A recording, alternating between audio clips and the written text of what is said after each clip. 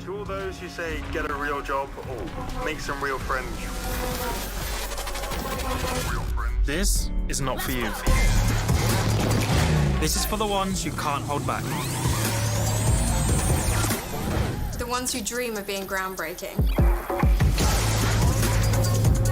And share every side of who they are. The ones that play their own way, whether it's to an audience of 1 million or even just the one. Hey, Mum! These are real communities with real impact and real potential. We don't just create, we create greatness.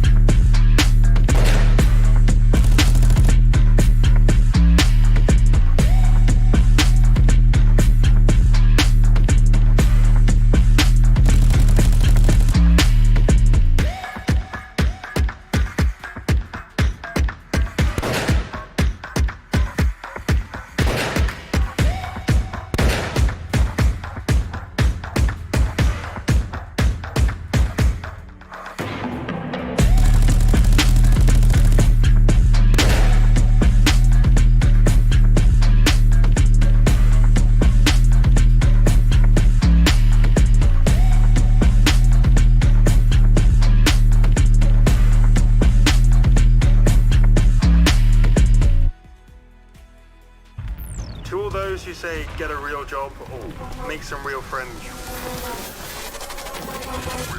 This is not for you. This is for the ones who can't hold back. The ones who dream of being groundbreaking. And share every side of who they are. The ones that play their own way, whether it's to an audience of 1 million or even just the one. Hey, Mum! These are real communities with real impact and real potential. We don't just create, we create greatness.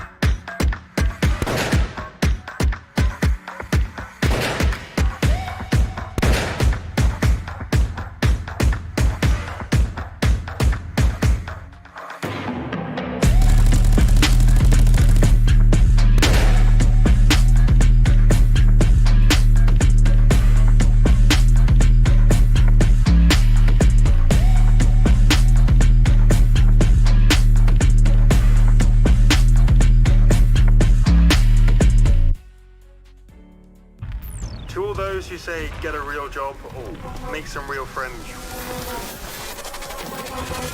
This is not for you. This is for the ones who can't hold back. The ones who dream of being groundbreaking. And share every side of who they are. The ones that play their own way, whether it's to an audience of 1 million or even just the one. Hey, Mum! These are real communities with real impact and real potential. We don't just create, we create greatness.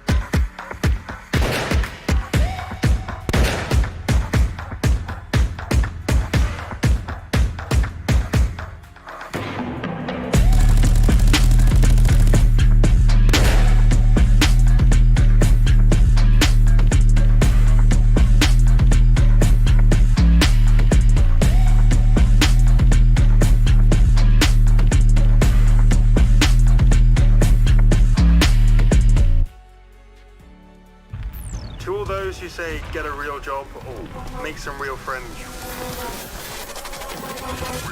This is not for you. This is for the ones who can't hold back. The ones who dream of being groundbreaking. And share every side of who they are. The ones that play their own way, whether it's to an audience of 1 million or even just the one. Hey, Mum!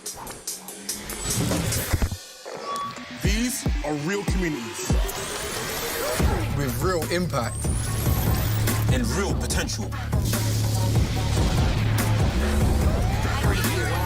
We don't just create. We create greatness.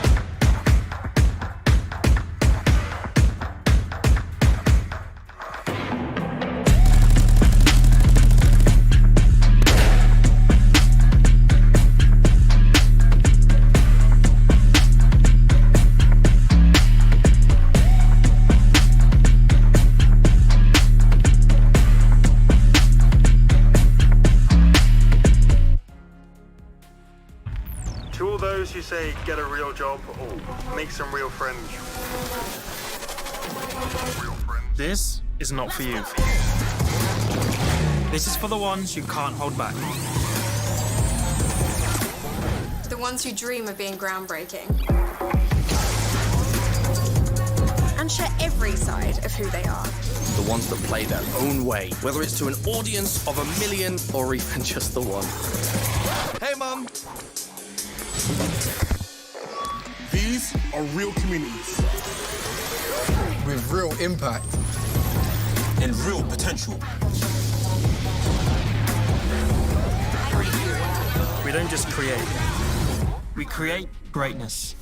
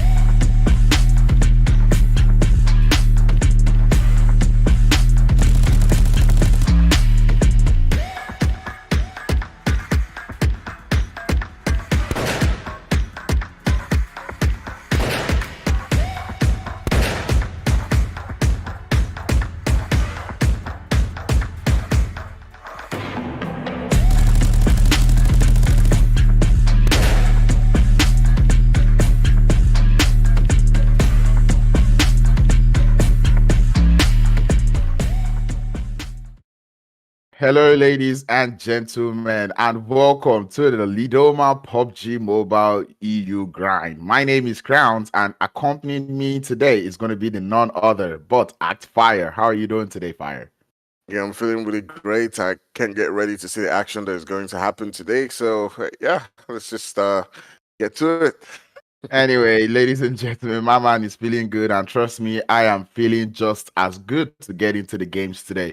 We're going to be having 5 games today, but before we start talking about the games, we're going to be talking to you about the teams that we've got playing today, as we've got 20 of them playing today, and it's going to be teams that you know, teams that we've seen before. It's going to be team all across Europe, as we've got Game Lords, the MADBULLS, NEXUS GAMING, SHOCKWAVE, Sly Europe, KASIK Team, the Gaming Gladiators, KONINA Power, Dagestan 77, the Major Pride, Avalanche, the players there from GOAT Team, Unicorns of Love, ARR Esports, Virtus Pro, the Muerte, Dark Project, Team Cave, and Team Doom. These will be the teams that you'd be seeing all across the maps today. And trust me, Fire, I do not know if you know any of these teams, but these teams are crazy.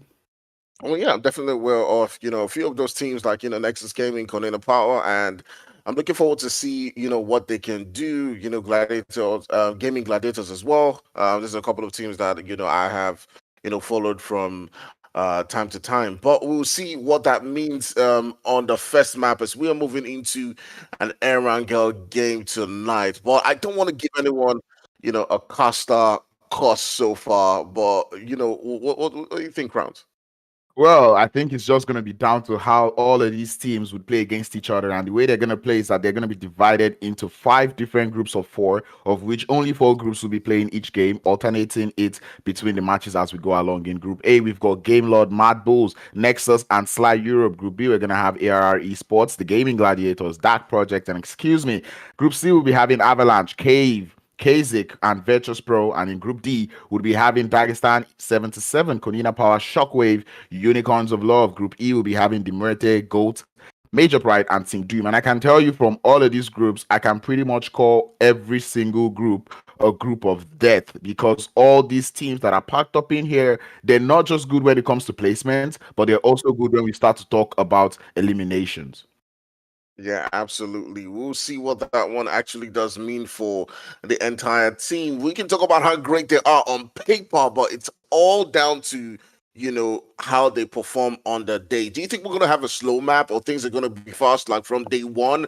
We're going to see teams just go absolutely aggressive, just go in for the juggler, and keep on pushing on and on, or, teams are just going to, pick their landing spots and, just see if they can make it into the play zone in time.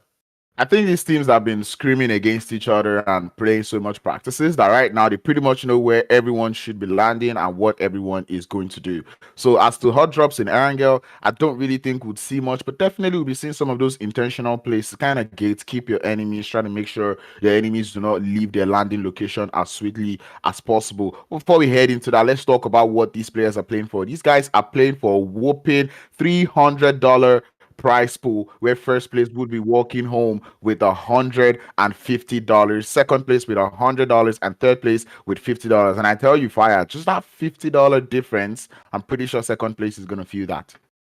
Yeah, absolutely. They're playing in for that money, on for the bragging rights to be known as one of the best teams across EU, and that's exactly what we're going to be seeing. But it's all down to the game, and I guess that's what everyone is looking to. So make sure you do hit that like and hit that subscribe. Tell us who you're going to be supporting today on the chart right there. And yeah, so what I said, Crowns, what's that 1 or 2 teams? I know you don't like to usually give your caster cost, but what's that 1 or 2 teams that you're looking forward to that you think is going to be, have that extra edge, be a little bit aggressive today? I pretty much watched a couple of these teams play, and I'm just going to go based off of the last tournament I saw these players play against themselves. And I'm talking about the EU players here in the Lidoma Pubg Mobile tournaments. And I did see Dagestan 77 and Team Excuse Me actually play so well. So I'm keeping my eye on both teams today,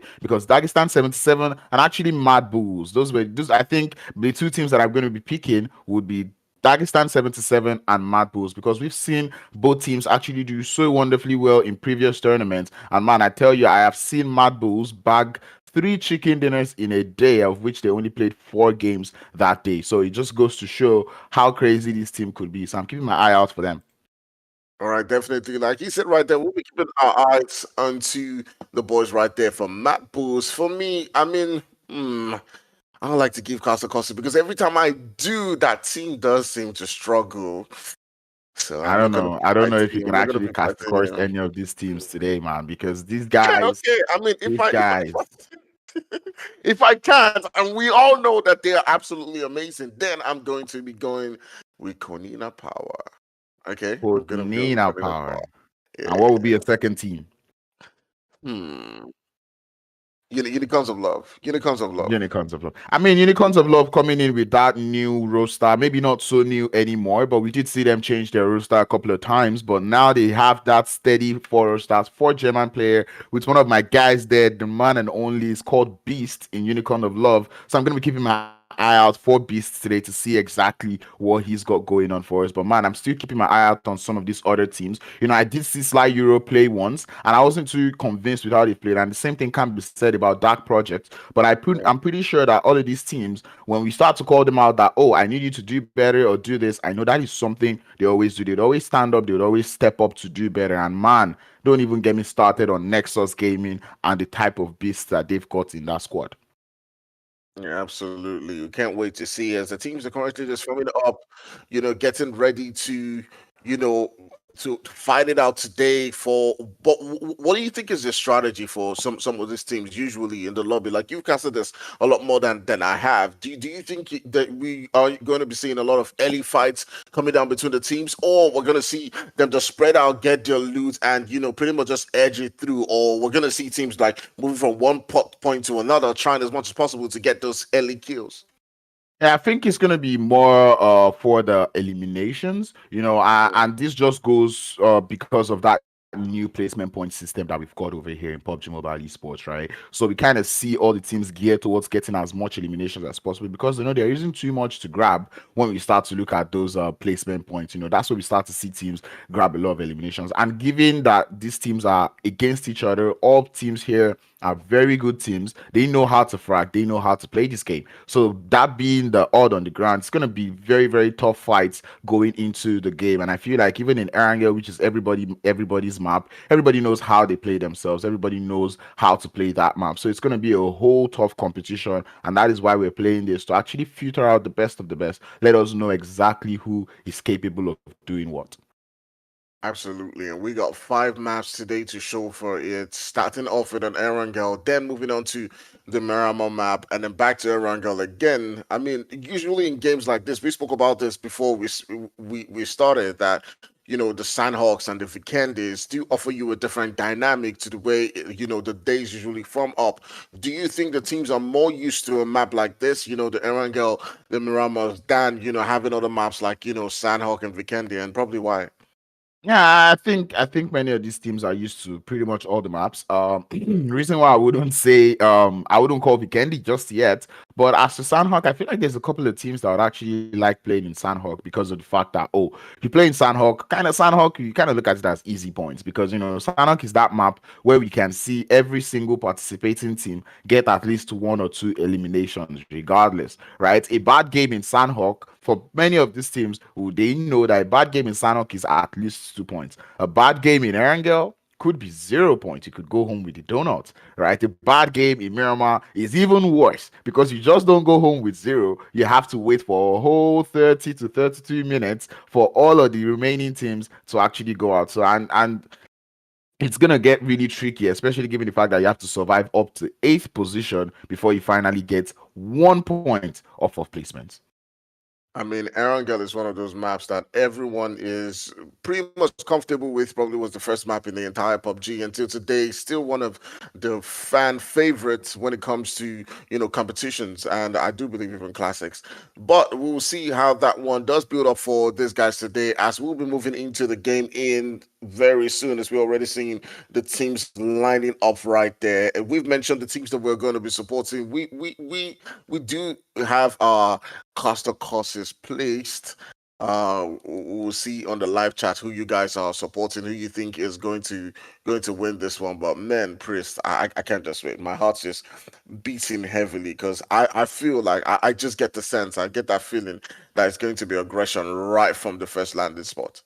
Well, we'll see about that one. I feel like Fire is trying to hold his caster coursing, but I'm not going to be caster coursing things. I'm just going to be calling the teams out. I'm telling you the teams to look out for, and one of those teams to also look out for will be none other but Gaming Gladiators. We've known them from the days of Navi and even beforehand, HPVP and now they're gaming Gladiators. We're trying to see, or I'm looking forward to seeing how that team is going to play now, given that one of their players did go into retirement for quite a while, or he stopped playing for quite a while, and now he's back on the squad. And I think I'm talking about Matic when I say that. So I'm looking forward to seeing how the gaming Gladiators are going to play going into today's games. And I'm not going to mention Excuse Me anymore. I've called out that project, but man, we still have to talk about some of these other teams. And I'm talking about Shockwave. I've got my guy Snowix on that squad. And bro, Snowix being that player who has played in the African region, he's also played in the North American region, and now he's come to show what he can do in the European region is something I'm looking forward to seeing. So Shockwave, last time I did see Shockwave play, they play a little bit I wouldn't say passively, but they were not getting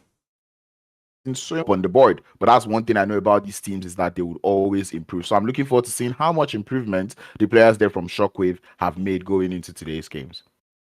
Man, Gaming Gladiators is one of those teams that I did not mention, because, we've spoken about this, Navi is my team, they're my guys, and I want to see how they can perform. So definitely, I'll probably be keeping a special eye onto them as we do, move into the game in just a minute. But it would be great to see. It would be great to see how, all of these teams can perform. If there's one or two teams that you think that definitely by the end of today, they're going to be in that top 5 region when it comes to, the lineup, the performances, you'll be surprised if they're out of that top 5. What's that one or two teams you think that you definitely should be on top?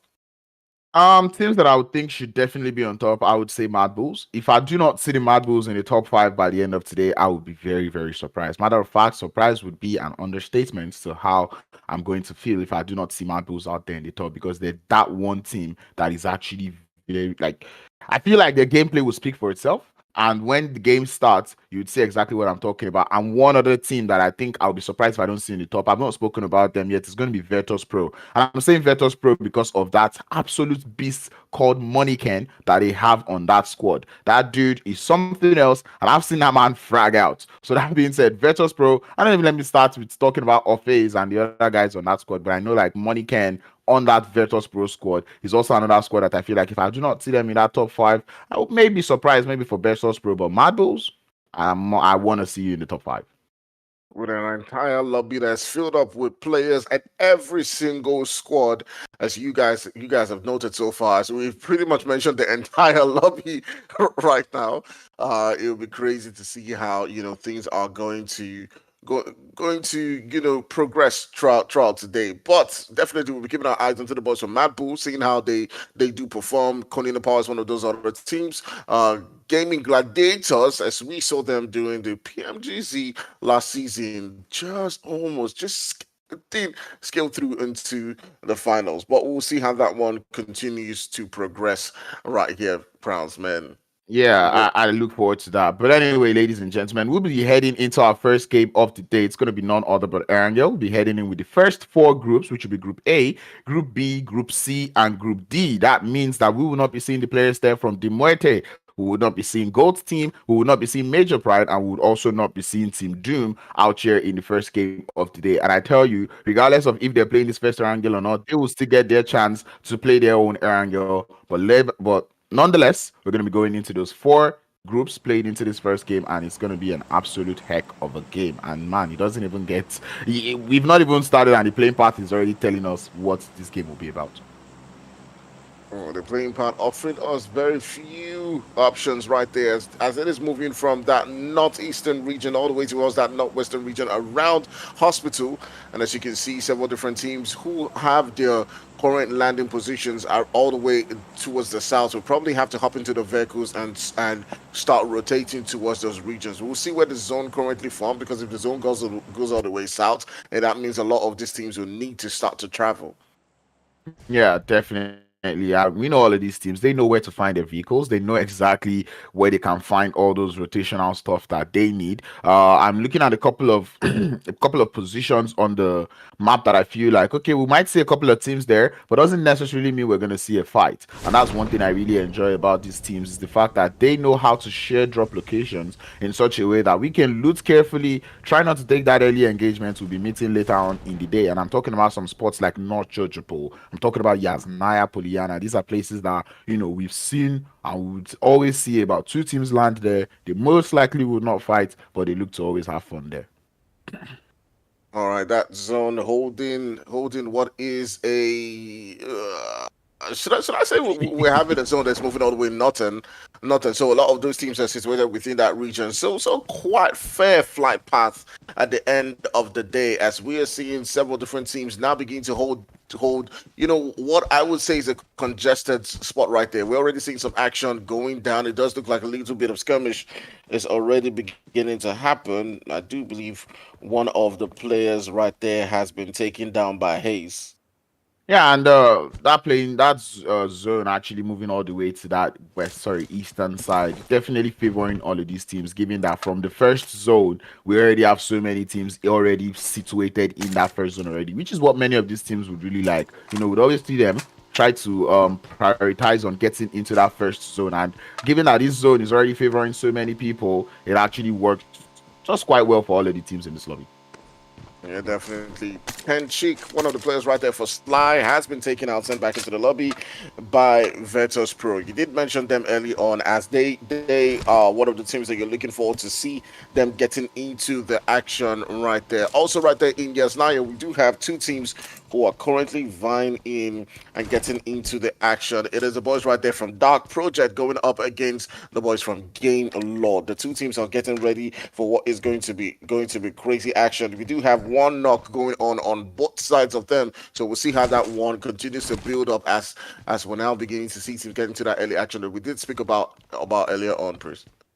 I mean, Game Lords being one of those teams that like to land in Yasnaya, and we don't know Game Lords. They're not one of those teams that really like to share. I mean, we've already seen them actually take fights with so many other teams out there in Yasnaya Pollyanna in previous tournaments, and now seeing them landing out there with Dark Projects and already taking the fights, it just goes to show that these guys are not here to play. They're like, you know what, we want Yasnaya to ourselves. We know Yasnaya can actually hold two different squads, if possible even three, but we just do not want to share it. And that kind of mentality, I kind of like it, because eventually if you're able to defend your squad quite well, your drop location quite well, you get 4 eliminations to your name, getting yourself up to a good start into the game.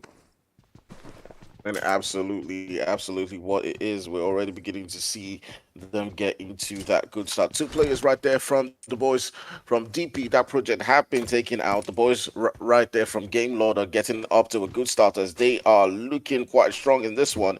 The boy right there, Navalo, I'm not sure if I pronounced that well, getting 2 eliminations to his name. And Priest, it's looking like the boys from Game Lord might be able to seal this one through, but they are not committing fully into this fight. They're pretty much taking it easy for now, as they are, just circling around them right there. We're still seeing the boys from, I do believe it is Dagestan, sitting in school not too far away from your boys, the MADBULLS, who are all the way at Rosehawk. I might see something come down between those two if one of them decides to make a push onto the next. At Dagestan 77 holding it up out here in the school apartments. Normally we would usually see them have a hard drop here, but it is kind of good to see that they've been able to hash these things out. And this is what I was talking about when I said that these teams have been screaming against each other. They've been playing against each other for so long now. For the last couple of months, it's not been changing. So many screams that have gone into play, and now they're able to, know exactly what they're doing, right? And Dagestan 77 being that squad that can actually hold it in the studio, right? That central location to start your rotation from. So yeah, I'm vibing what I'm seeing from them so far, and I'm looking forward to seeing them, continue on in this game. And one thing I would say about the games is that it gets more comfortable when you're able to start off the game without, losing any player, right? So if you're comfortable on that looting, it kind of secures the rest of the rotation going into the game. All right, so we're continuing to see the action popping off right there. So you can see on the kill field, the boys right there from Game Lords have another player who currently gets knocked down, but at the end of the day, they're able to win that fight. So it's the boys from Game Loss currently sitting down with a couple of kills to themselves. They're currently sitting down with 3 kills. They haven't won the fight. They're continuing on with the fight right there with the boys from DP, but it does look like those eliminations are coming through at this point in time, and it is shots just being sent on to several different corners. It does look like at the end of the day it's the boys from Game Loss who do come out on top with that one. As you can see them currently sitting down with 4 eliminations, as I did predict quite early on. And Priest, what do you say about that one with the boys from Dark Projects going quite early in Yesnaya? I mean, I did already say like I wanted to see that project, do well going into the games today. But well, we live, we learn. First game of the day, I'll give them the benefit of the first game of the day. But still, and I said it earlier, right? A bad game in Erangel could actually be a game with 0 points, and that is exactly what has happened with the side there of Dark Project. Same thing probably might be happening with KONINA Power out here. They came in with only 3 players out here in the squad, which is not too good because they already have themselves on the instant disadvantage. Hence why I understand why they do look to be pulling away from this fight, falling back a little bit. I mean, it's South George. You can always have your fun, get your vehicles, and get out of there. And that is exactly what KONINA Power is opting to do in this game. And absolutely, we'll see if they can continue to produce the same performances as they do move on. But it does look like the boys from MADBULLS, we spoke about them quite early on as well. We're seeing them on the kill feed getting into a little bit of skirmish of their own as they do get a couple of eliminations, as we do see. We're currently sitting down still in stage 1 as we're moving all the way towards that stage 2, but the teams are currently not holding back. They are getting into several different fights and just trying as much as possible to see if they can get those knocks, those kills. And as we can see, the boys from MADBULLS have got 1 confirmation that they're pulling up into this location with their vehicle. They do get another knock right there. And Priest, I keep saying Priest, Charles, is this what you did expect from the game? Scrappy points here and there, definitely never something. I'll be definitely not something that MADBULLS being that squad that is just wreaking havoc on the game. Definitely not right now. Just taking a Shockwave, and now they're sending straight into Unicorns of Love, sending them back into the lobby, and that is just 6 eliminations going up to their name. MADBULLS did not just take 1 fight, but 2 simultaneously, and that is just what makes them be that squad that I called out at the beginning, because I know exactly what they're capable of doing. Oh, the boys of MADBULLS right there getting a couple of eliminations, and it's not just that they did it and how they were able to do it, take on 2 fights simultaneously and get them quickly sent back into the lobby in quick succession. That was absolutely brilliant coming in from the boys right there. But Tulikan's boys, after getting those eliminations, will be looking to see if they can get themselves into towards a good spot, as currently we're sitting down in the zone that's moving around that northeastern region, and it's about to begin to converge as we're moving into that stage 2. But it does look like they're not holding back. They got the boys from DG right there, the boys from Dagestan, another squad that you did mention, just around them, and it does look like they will be going in for that engagement. As you can see, President the boys are pulling up onto that building, and it's about to happen, Browns. It's about to let loose as 2 different teams that we did speak about are about to get into a serious skirmish right here. Definitely 2 different monsters going up against each other, and there we go. Shotguns in the hands of fly quickly enough to drop Sadira down as the side of Dagestan 77 begin to lose players one after the other. They were holding a split out there on that northern side of the circle, but it does look like MADBULLS are here to actually send them out of that split, take them out one after the other. And that's the bad part about playing splits, because you play the splits, you kind of find yourself open from all different directions. All your teammates could get isolated, which is exactly what the side of MADBULLS are doing. So MADBULLS was on the front foot. All of a sudden, they do have 2 other players who are currently going to get gunned down. Right there, Fleek and Frozen, who pull up to that particular location, get gunned down right there. The boys from Dagestan holding up their position, being absolutely defensive and making sure that they do take them out. Right now, it's now a 2v3 situation, and it is now left to Shivu MVP, who's been putting up his weight in this one alongside, his teammates Limbo and Kev having put it up their weight as Shivu does get gunned down. Now it's a 2v2. The boys of MADBULLS are still trying as much as possible to get those eliminations in this game to keep them their hopes alive. You can see Limbo taking that IG play, close to that window, trying to get the knock, but it would not happen. But the ball player for MADBULLS down to 1 HP. It did look like somebody was going to get the knock, but the help right there from teammate right there from MADBULLS comes through, and right now it is a 1v1 at the end of the day with the boys from MADBULL winning that fight, but sacrificing MADBULLS increasing that elimination count to 10 points, and that is exactly the amount of points you get from winning the winner chicken dinner. So that just goes to show that MADBULLS, from here on out, they pretty much have a chicken dinner in their hand. All they're just trying to do is get eliminations to complement that winner chicken dinner. And this is exactly the type of plays that you want to start to implement, especially with that new placement points that is coming into play. So yeah, MADBULLS, I'm vibing with that. 10 eliminations in just the first 2 zones. That is absolutely outrageous. Man, that was some amazing gameplay coming in from MADBULLS. Obviously, they came up against a team that was no pushover. They tried as much as possible to defend their position. By the end of the day, that fight will go to MADBULLS. It was down to the very last player in that one. But now we're seeing the boys right there from GameLords also lurking around this region. That's another team that got themselves quite into some action in the beginning of the game, having taken out the players from that project from the game. We will see the boys from GameLords pull up onto this location where the rest of the players from MADBULLS, just 2 of those players are currently situated, and it does look like it. Can the 2 players from MADBULLS defend up against a full team that is also aggressive? We'll see how that one goes. I mean, it's never too early to count the team out, and that's something that I'm not going to do, especially when we talk about the MADBULLS. We can already see them going against the side there of the GameLords. But man, when you're at a disadvantage like that, there is no saying that you wouldn't go out, and that is exactly what the GameLords have done, taking them out. And I'm pretty sure so many of the other teams in the lobby are kind of a little bit joyous that some of the heavy names or high fragging names in the lobby do not find themselves alive at this point of the game. I mean, we're already talking about the MADBULLS are out, the side of Dagestan 77 are out, and even Dark Project also going out. So those are 3 teams that you do not have to worry about. I'm pretty sure like the likes of Virtus.pro, Gaming, Gladiators, KONINA POWER, just like, okay, that is less, crazy teams to deal with.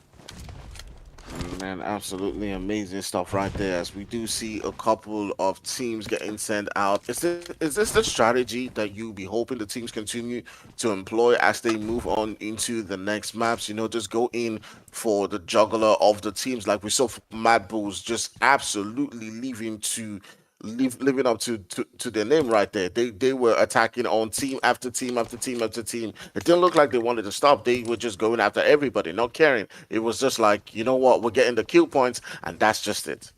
I think with that, it was just a situation caused by the playing path and the zone, right? I mean, the playing path was already a very northern one, not giving the team so much flexibility as to where they could land, type of thing. And then that first zone also going all the way to that west. Almost all the teams were in that zone. So it means even if you're embarking on your first rotation, you're bound to meet one team. And I think that is exactly what happened with the MADBULLS.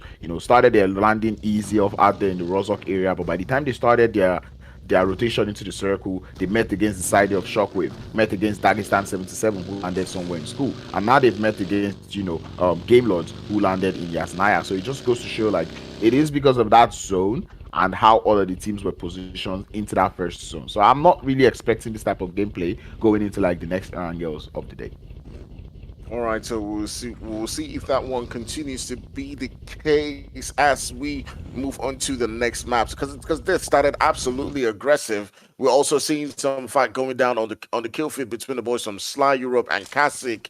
We'll see which team actually does win the fight between those 2 later on.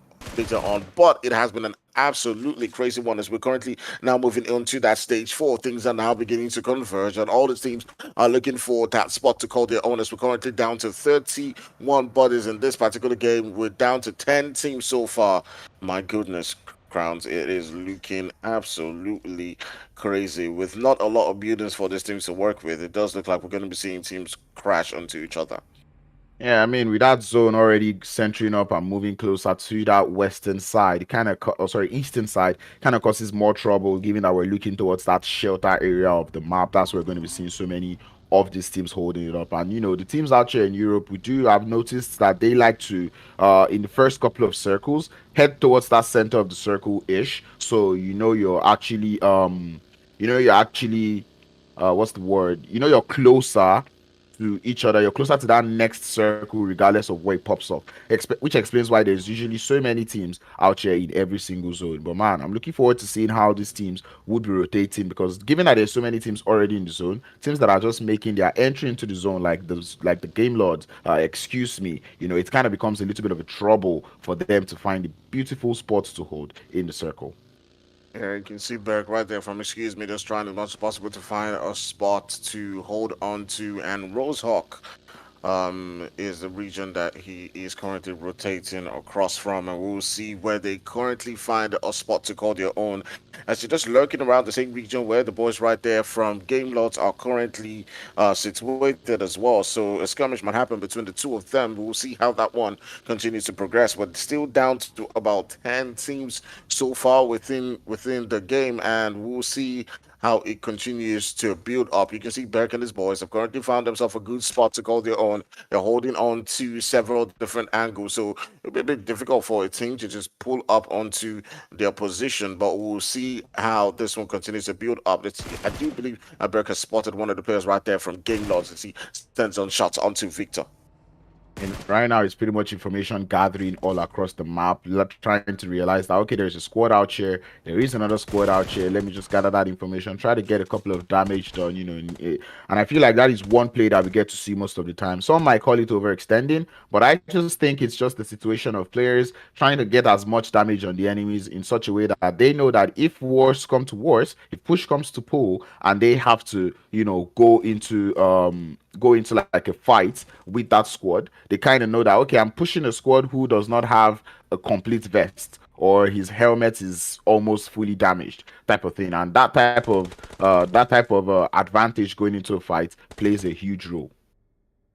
Yeah, absolutely, absolutely. We'll see what that advantage does mean later on, as even the boys right there from Gorilla GG are now getting into the fights. Gaming Gladiators, the boys that we did speak about as well, hoping to see them get into the action, are now beginning to, you know, take on one or two teams. We'll see how that one continues to build up for them as they're currently sitting down, I do believe, with 2 eliminations to themselves, going up against several different teams around them. They're sending on the shots onto the boys right there from Game Lords as well. And, you know, things are now beginning to get really tight as we're currently now moving into that stage 5. And Crowns, man, with this amount of players left within that tiny circle, things are about to just begin to get absolutely aggressive quite quickly.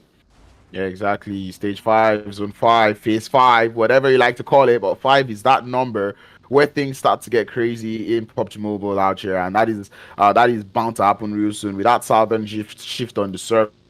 Definitely all of these teams into open grounds. It's going to force some of these teams to start to fight for those elimination, and we can already see long rotations looking to come through from the side there of Excuse Me, or maybe they're just going for that push up onto ARR Esports. It could be any of the two, of which regardless of the play they're making, I think I would support it to an extent, because I mean, looking at that next zone and the amount of players that are still alive, I think you might just want to take the fights to anybody as quickly or as soon as you can.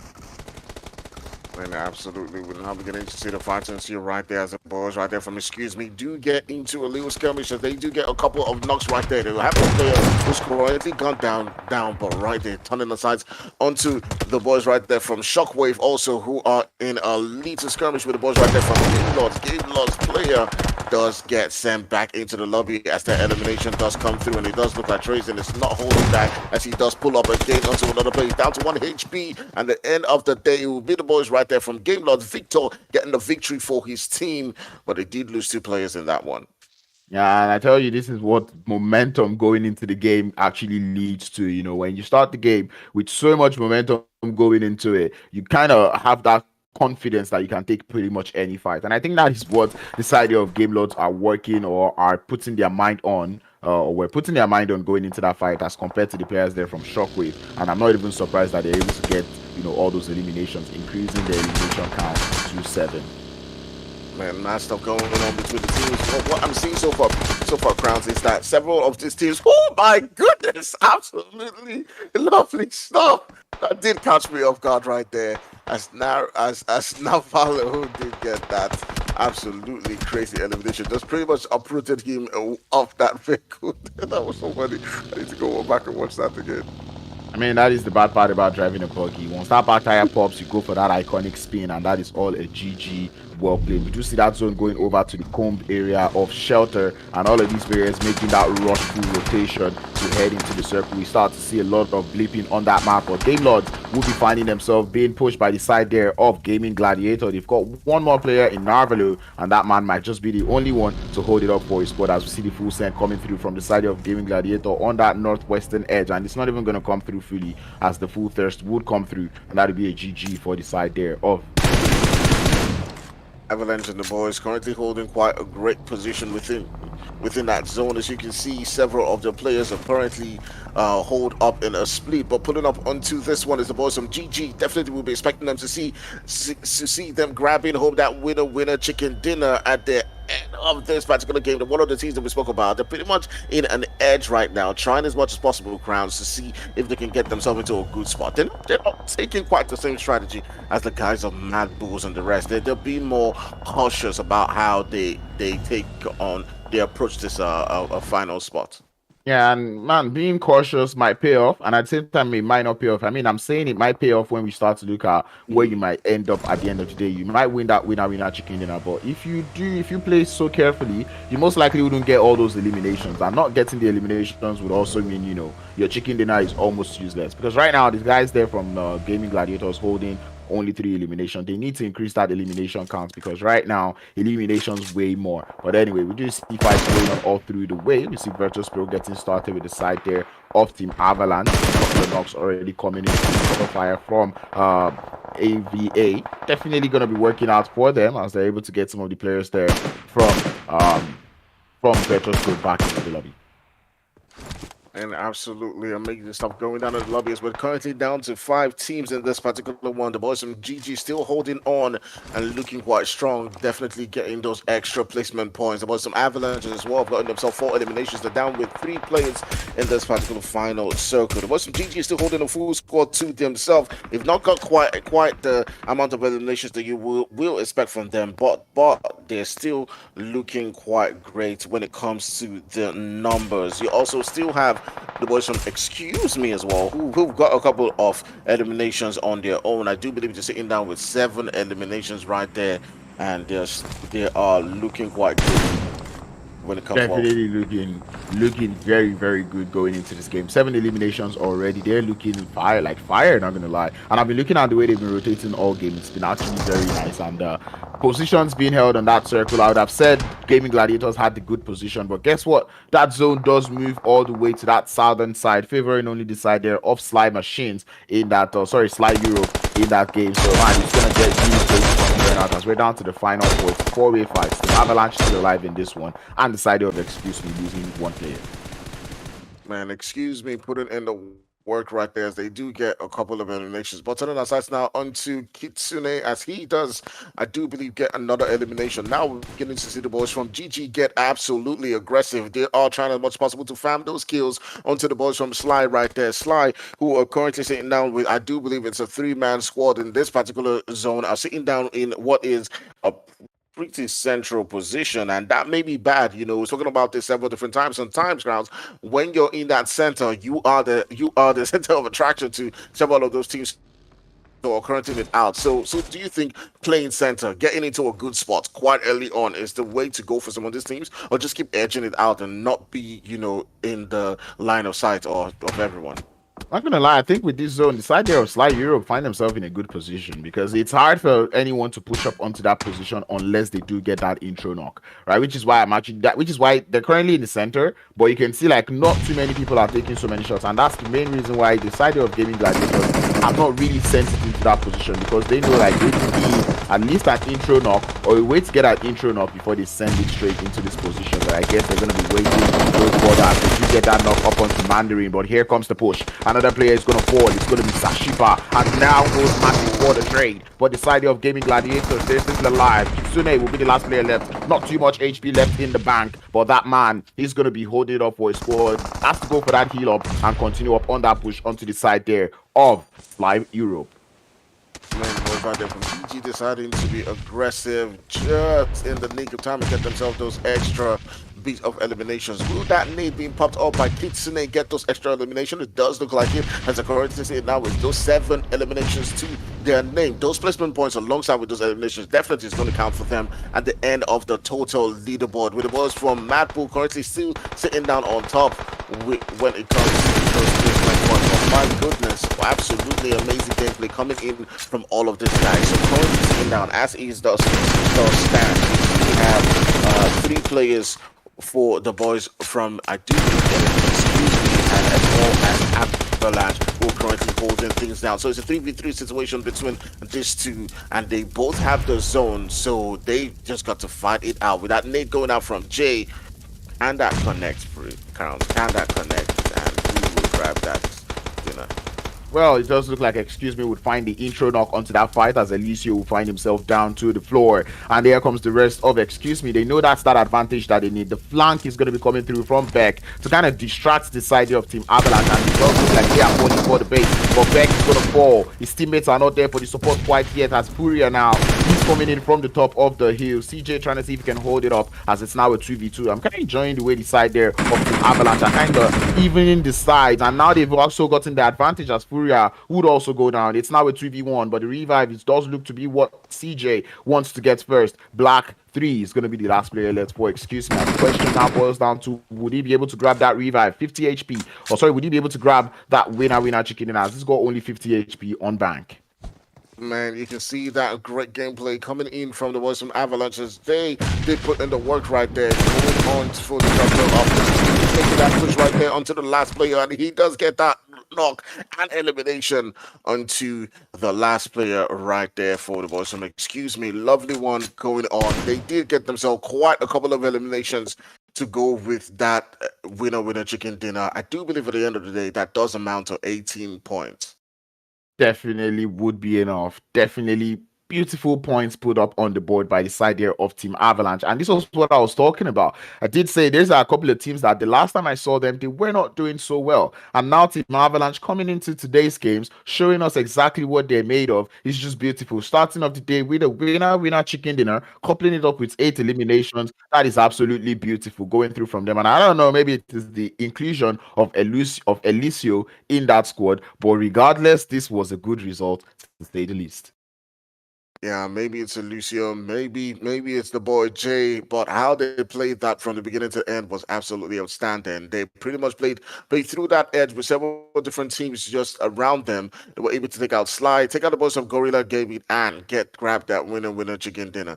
They didn't have quite as much eliminations as maybe some other teams probably had early on, but they were able to continue to grind it out onto that final zone and grab that chicken dinner. It was a fight from the beginning to the very end on this particular map. Did this go how you probably expected it to?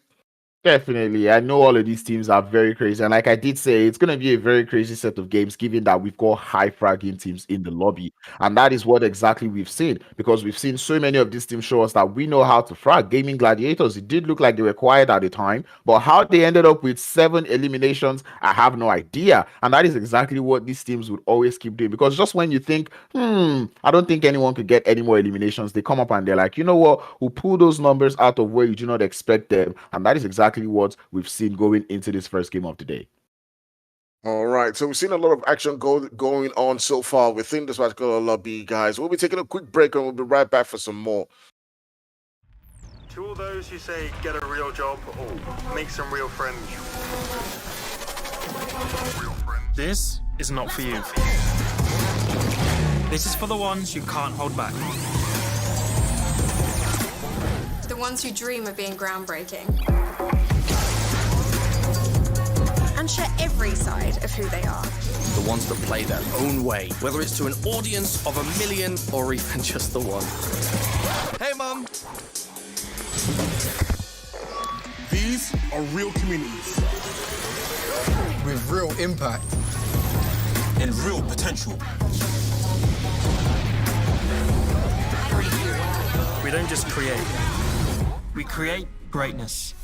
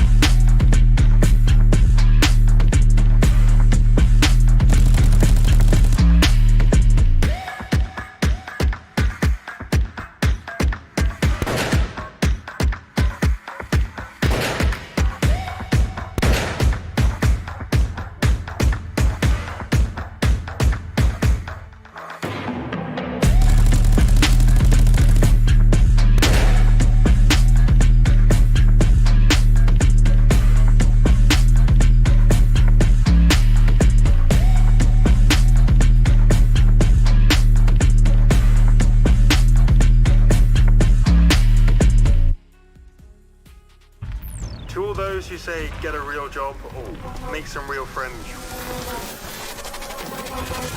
This is not for you. This is for the ones who can't hold back. The ones who dream of being groundbreaking.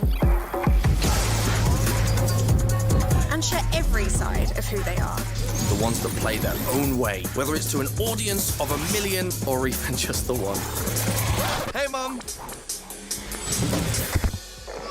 These are real communities with real impact and real potential. We don't just create, we create greatness.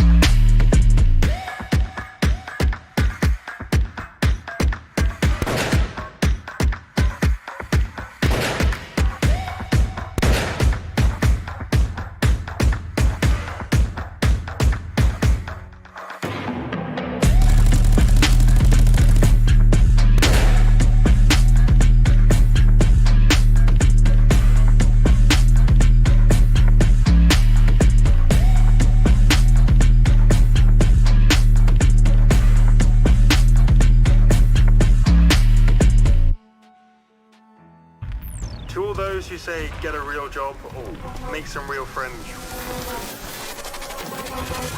This is not for you. This is for the ones who can't hold back. The ones who dream of being groundbreaking. And share every side of who they are. The ones that play their own way, whether it's to an audience of 1 million or even just the one. Hey, Mum! These are real communities with real impact and real potential. We don't just create, we create greatness.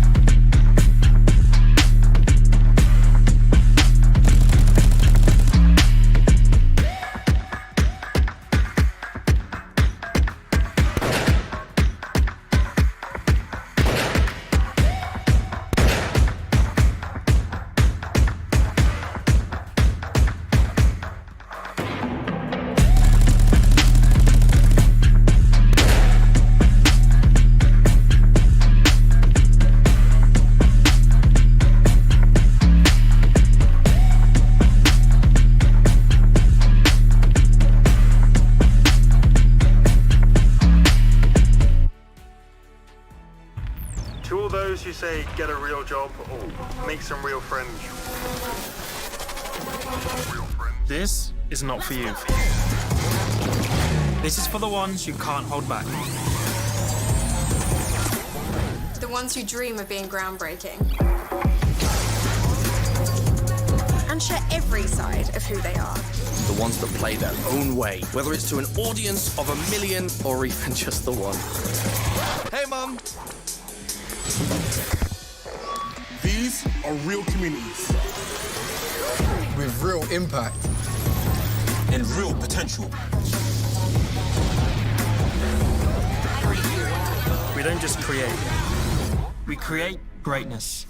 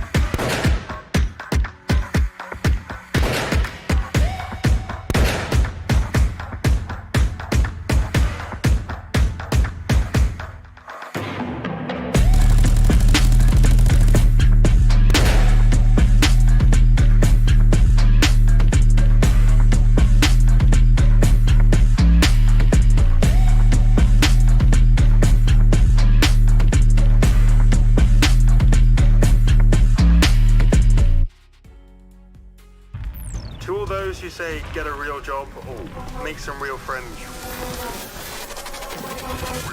This is not for you. This is for the ones who can't hold back. The ones who dream of being groundbreaking. And share every side of who they are. The ones that play their own way, whether it's to an audience of 1 million or even just the one. Hey, Mum. These are real communities with real impact. And real potential. We don't just create. We create greatness.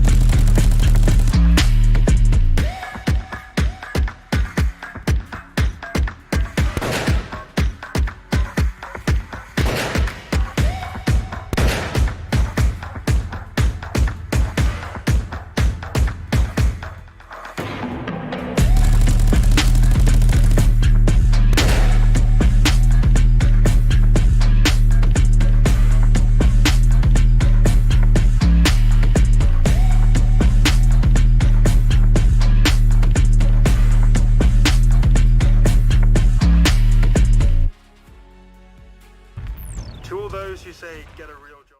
Hello, everybody, and welcome back to the Lidoma Pubg Mobile Grind. I remain Grounds, and he remains Fire. We've been bringing you fire all day. I feel like I can go wordplay with your name all day long, man. But anyway, Fire. That was a fire Erangel game. You see what I did there? Yeah, absolutely. So many of those teams were absolutely, Fire. amazing throughout the entire game. But there's only one team that has the crown. Yeah. At the end of the day, you see, I can do it too. I can do it too. Yeah. So we'll be looking at the leaderboard pretty soon and see what team is all the way on top. But it's very difficult to guess.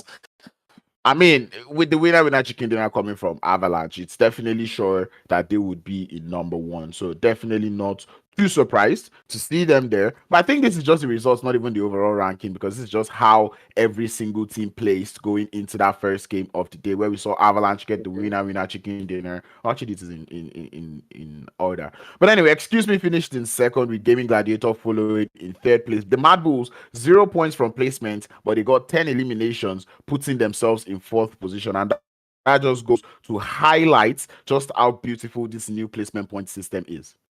Yeah, absolutely.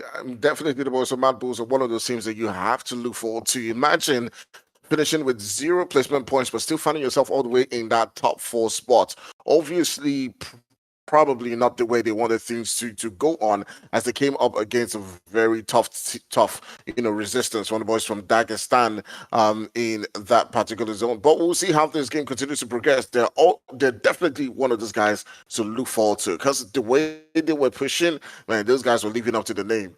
Definitely, they are MADBULLS.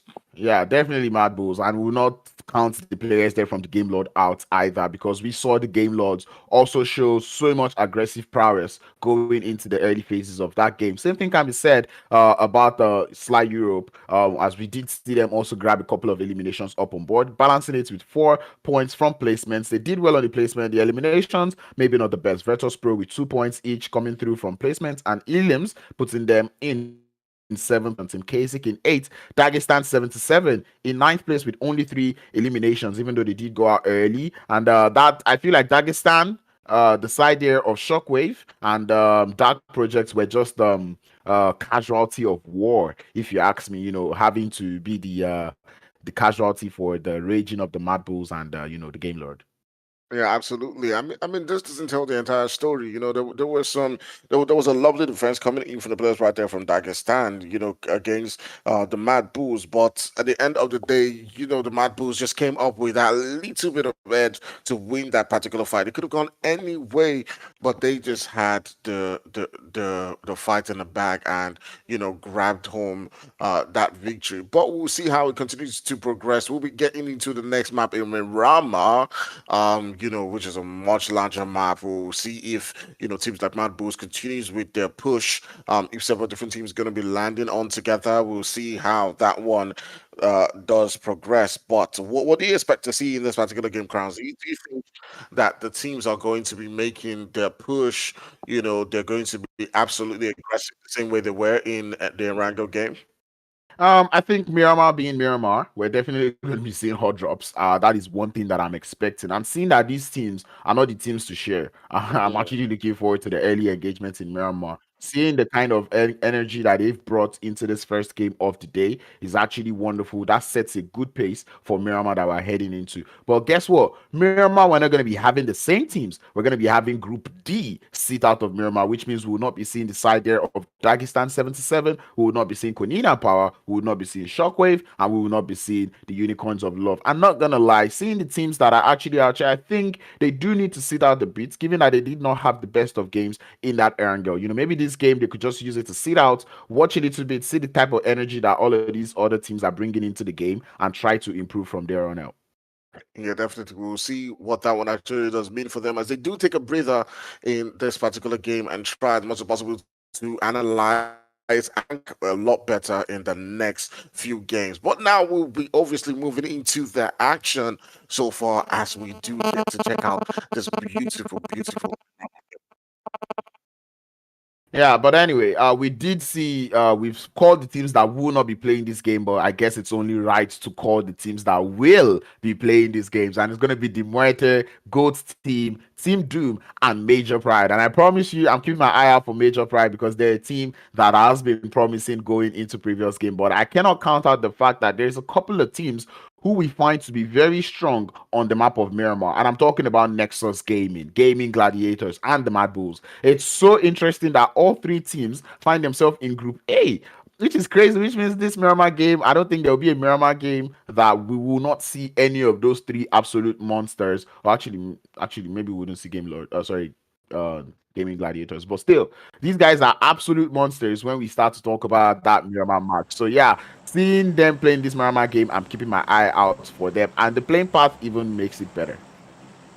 Man, looking at that playing part, just moving all the way, cutting across through that center. So definitely there's no excuse for any team. You can find your way across the entire map with regions around San Martin, Hacienda, Picado, Graveyard, all within reach. And we'll see what that one does mean for a lot of these guys. We usually see the thing, Crowns, you know, in in a map like this where in Miramar where it's really large but teams do tend to land pretty close to each other around the Picados, the Haciendas and the rest.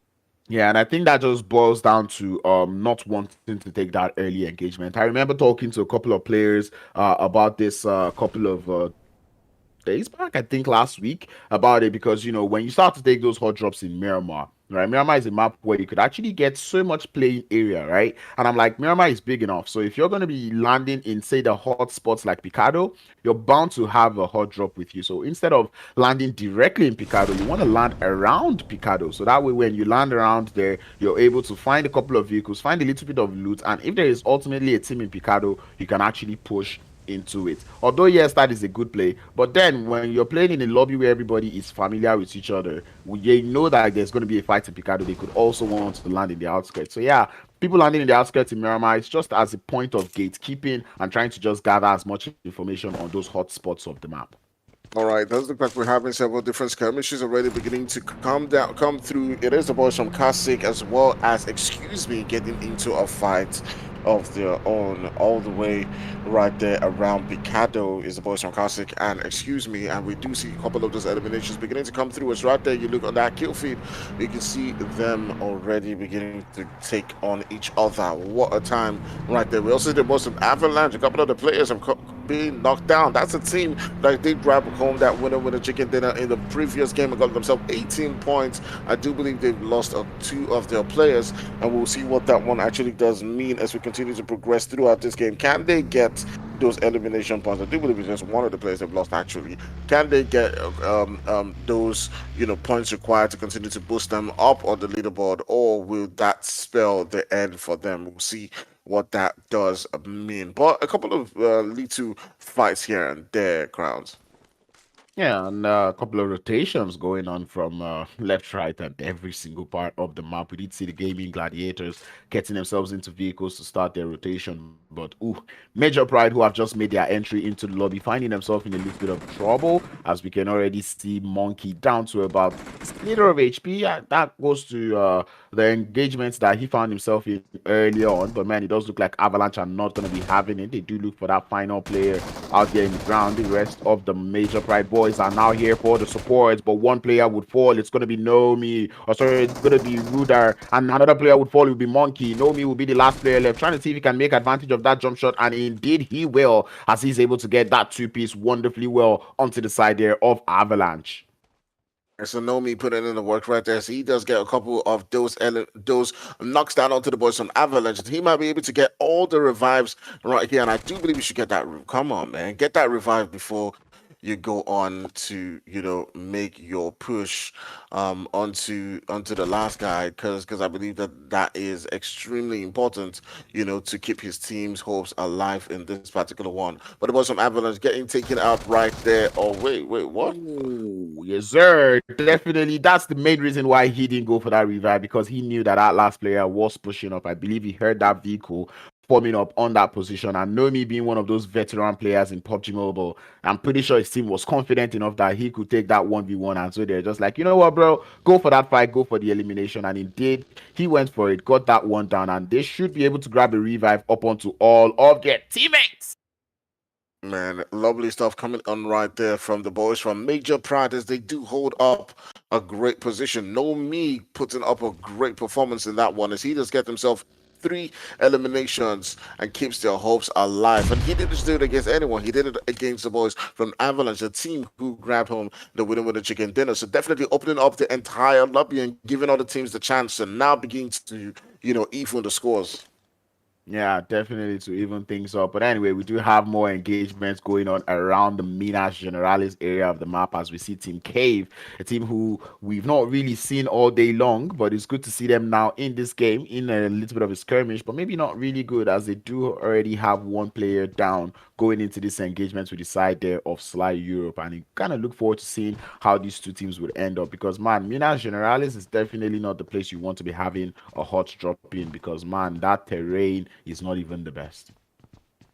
What an amazing time coming in right here. The lobby, we're seeing things just go absolutely crazy. The boys from KASIK been sent back home, as well as the boys from Avalanche. These are two teams who were doing quite well in the previous, well, at least one of them was doing quite well in the previous game. But currently now we're sitting down with 14 teams. That zone moving towards that southern region. And it does look like we're going to have a southern zone so far. Los Loins, sorry about my pronunciation right there. It's currently free, leaving teams like the boys from NEXUS Gaming the opportunity to move into that region. Labendita is currently being occupied by Cave, and I do believe, I'm trying to wonder what other, do believe it's the boys from Sly as well who are within those regions. Sly coming into the game with a 3-man squad, have the boys from Cave around them. So we'll see how that one continues to build up, how they're able to defend their position in that one. The boys from MP,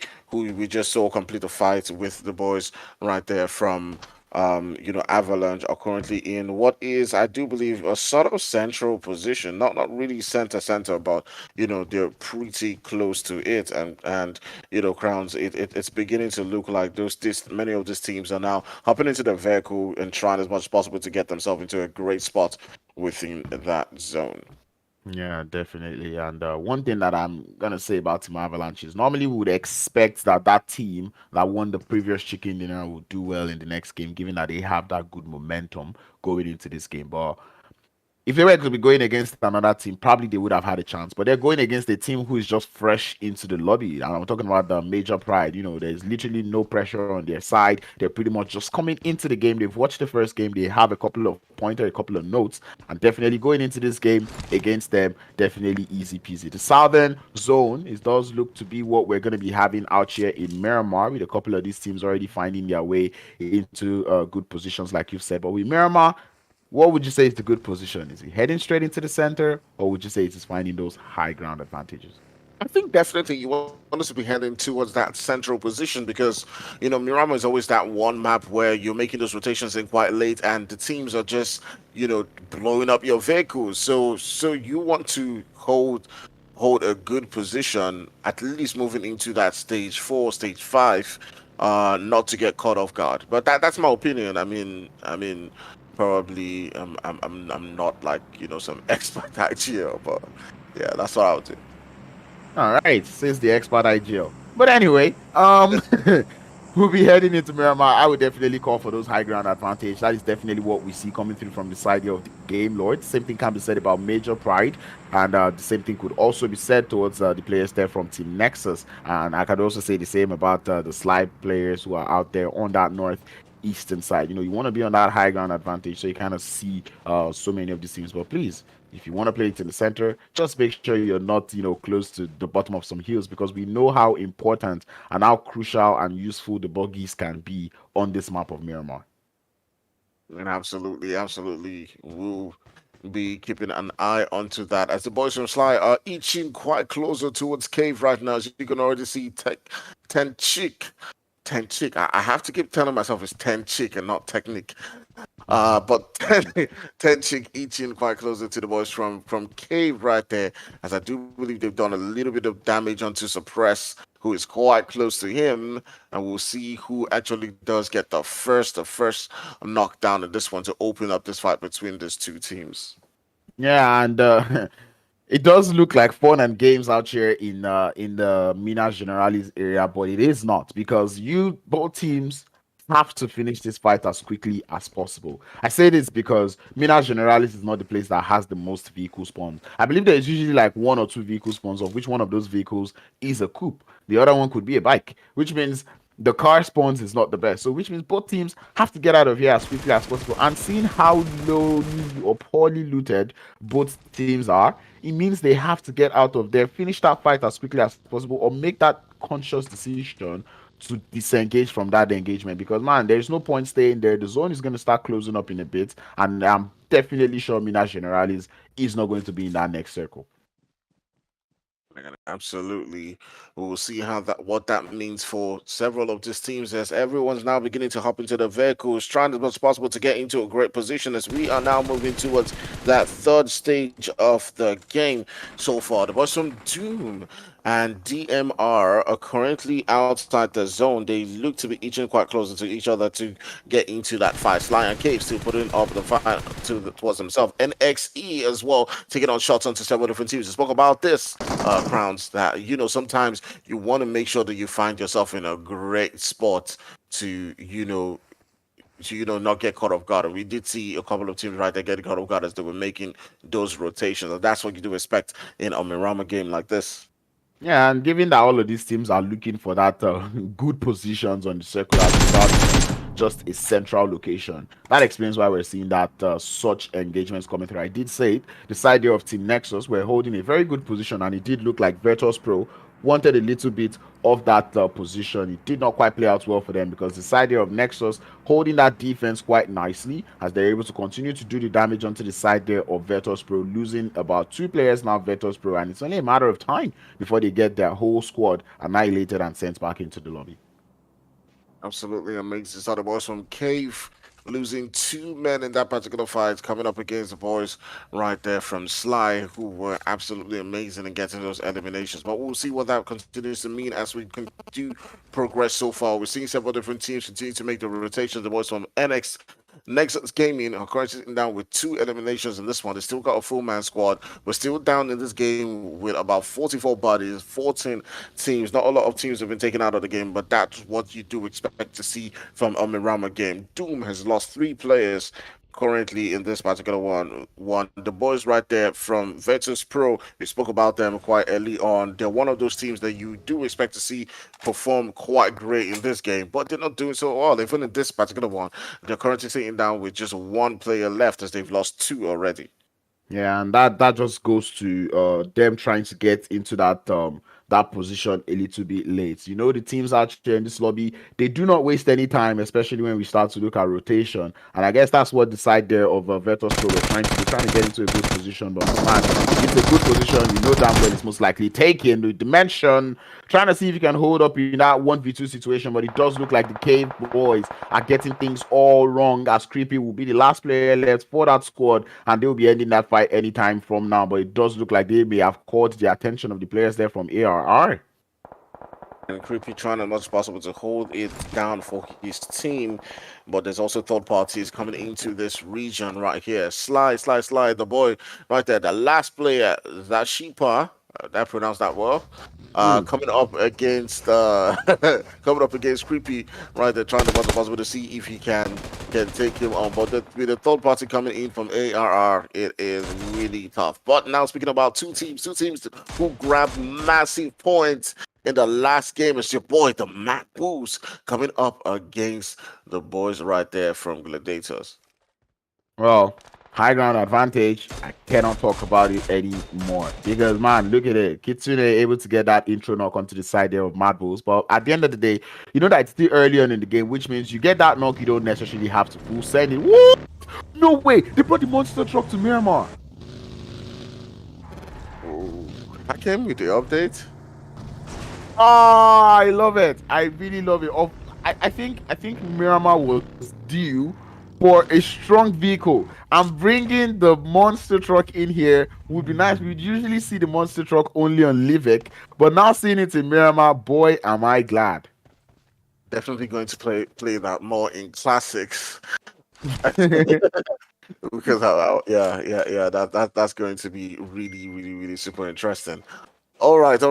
So we're currently seeing several different teams are trying as much as possible to hold a good spot within that zone as we're now moving into that stage 4, and things are now beginning to get a lot tighter. You can see everyone is trying as much as possible to scout around to figure out where several different teams are currently located and pick a spot for themselves. The boys from ARR are currently as well, you know, making those rotations. We saw them get into little skirmishes right there with the boys from Cave. They got themselves a couple of eliminations right there. It just looked like they've just been picking eliminations here and there, not really taking out full teams, but that has given them 5, you know, bodies, and that may count for them at the end of the day. Yeah, hopefully it does. I mean, ARR are already up onto a great start into the game. I mean, and they're doing it in style. They've got the Golden Mirado. They've got the... Oh, no! It's out of gas. But anyway, they've got the Golden Mirado, and then they've got that monster truck as, you know, vehicles to work with. And, man, if there is one thing I want to say, Cave Esports and the guys there from Sly Europe, definitely not what they want. You see, this fight is it was... I wouldn't say pointless, especially for the side of Cave, because I don't think Cave got any of those eliminations, right? Maybe, yeah, I don't think they got any of those eliminations. They are actually sitting on 0 elims. The side there of Sly Europe also not getting so many eliminations up on, but I mean, they got 3, but still, it does look like there was no points waiting this long, and it does look like Creepy wants to pull away from that fight, which I wonder why, because at this point, he might as well just go search for that last player and take that engagement, because now they've wasted so much time. Both teams are heavily underlooted, and man, they're not even looking very strong in terms of numbers.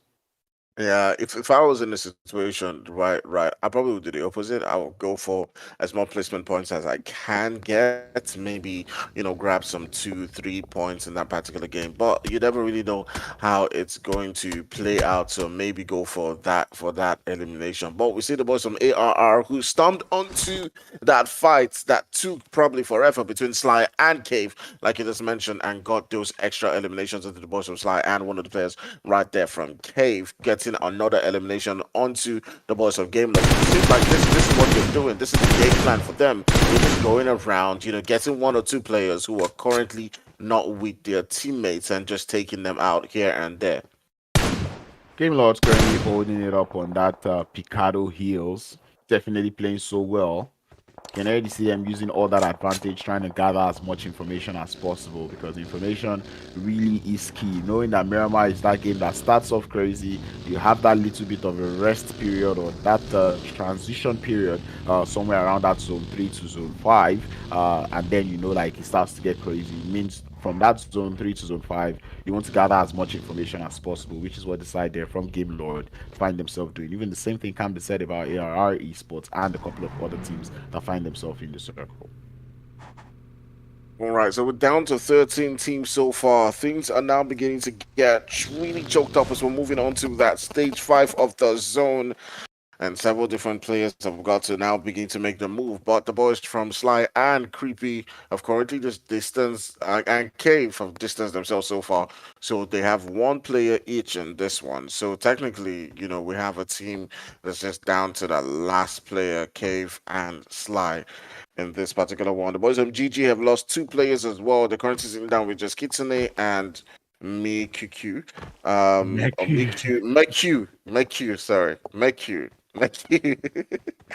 Sorry, do forgive me about my pronunciation. DMR is currently sitting down with the full squads. The boys from MP are currently sitting down with Major Pride. They're currently sitting down with the full squad as well. They've got themselves a couple of those eliminations, which is 5 eliminations to themselves. Excuse Me has lost a couple of players as well. DP sitting down with a full squad, and ARR, who got themselves into several different skirmishes, are still holding a 4-man squad right there. So it's been drop on numbers here and there, but for several different teams, they're still managing to hold their own. It does look like everybody in the lobby seems to want a piece of Gaming Gladiators' position in the circle, which I would really understand before, but now I do not really understand, given that zone already moves a little bit to that southern side of the map, which means that position is definitely no longer in the circle, but it is still a high ground that many of these teams are really opting for. Mekudo trying to see if he can go for a little bit of a split. Kitsune definitely not close to his teammate, as he was Meku is going to expose his location, taking a couple of shots towards Happy J. Wouldn't be able to get that player down just yet, but it does look like the side of DeMuerte, they're holding a very long split. They might just be able to catch the players there from Gaming Gladiators at different angles that they do not expect, and there goes there. And the man to take the shot. Now holding up in that 1v1, going for that full set, fire, trying to prevent that player from pushing him. But that man out there in the open, there's only so much he can do. And Maldi is just watching him do all of this, which is kind of weird, because I'd expected, Maldi to take that player down, but I guess he's trying to force it into that ultimate 1v1 CQC. Man, absolutely amazing stuff right there coming in from the void right there, trying as much as possible to see if we could get those knocks, but man, what a huge defense coming on right there, Crowns. But currently now we're sitting down with 12 teams right here within this particular zone. You can see it beginning to get smaller and smaller around those regions around Picado, and all those teams are currently vying in for that top spot. You can see Doom putting up onto position where there's several different teams around. So who do you think is going to be able to edge through? Just wanted to really be the teams who are currently sitting down around those edges, or a team like the Security who has that central position? I think every single one of these teams are actually out here trying their best, and given that everyone's looking for the high ground and beautiful advantage, that explains why we kind of see teams all around the circle. Like, it's almost like there's a circle around the circle. Everyone's trying to protect that circle because that's where all those high ground is. But that zone moving all the way to that southeastern edge becomes a whole trouble for the side of DeMuerte, the side there of MADBULLS, the side there of Gaming Gladiators, the side there of ARR, as they all find themselves on that northwestern side. And now the fights are going to inevitably have to start, but it's also in the vicinity. And man, if I'm some of these players, I think here is the point where I get a couple of eliminations and begin to find my way into the circle, because right now the circle is no longer smiling. 1 minute 20 seconds on the clock, and they have to finish this fight as quickly as possible. Man, what a game so far. So we are currently now beginning to see teams just vying for that great position. The boys right there from DMR are currently holding a position outside that zone. They're taking on shots from ARR. Just the two teams who have been in on the action with several different teams. We do see Gaming Gladiators getting taken out right there, and they do send get packing back into the lobby. So Miramar is offering a different tale so far. Crowns. We're seeing teams that were sort of into the action in the first Erangel game coming into this Miramar game, and they're finding it quite difficult so far.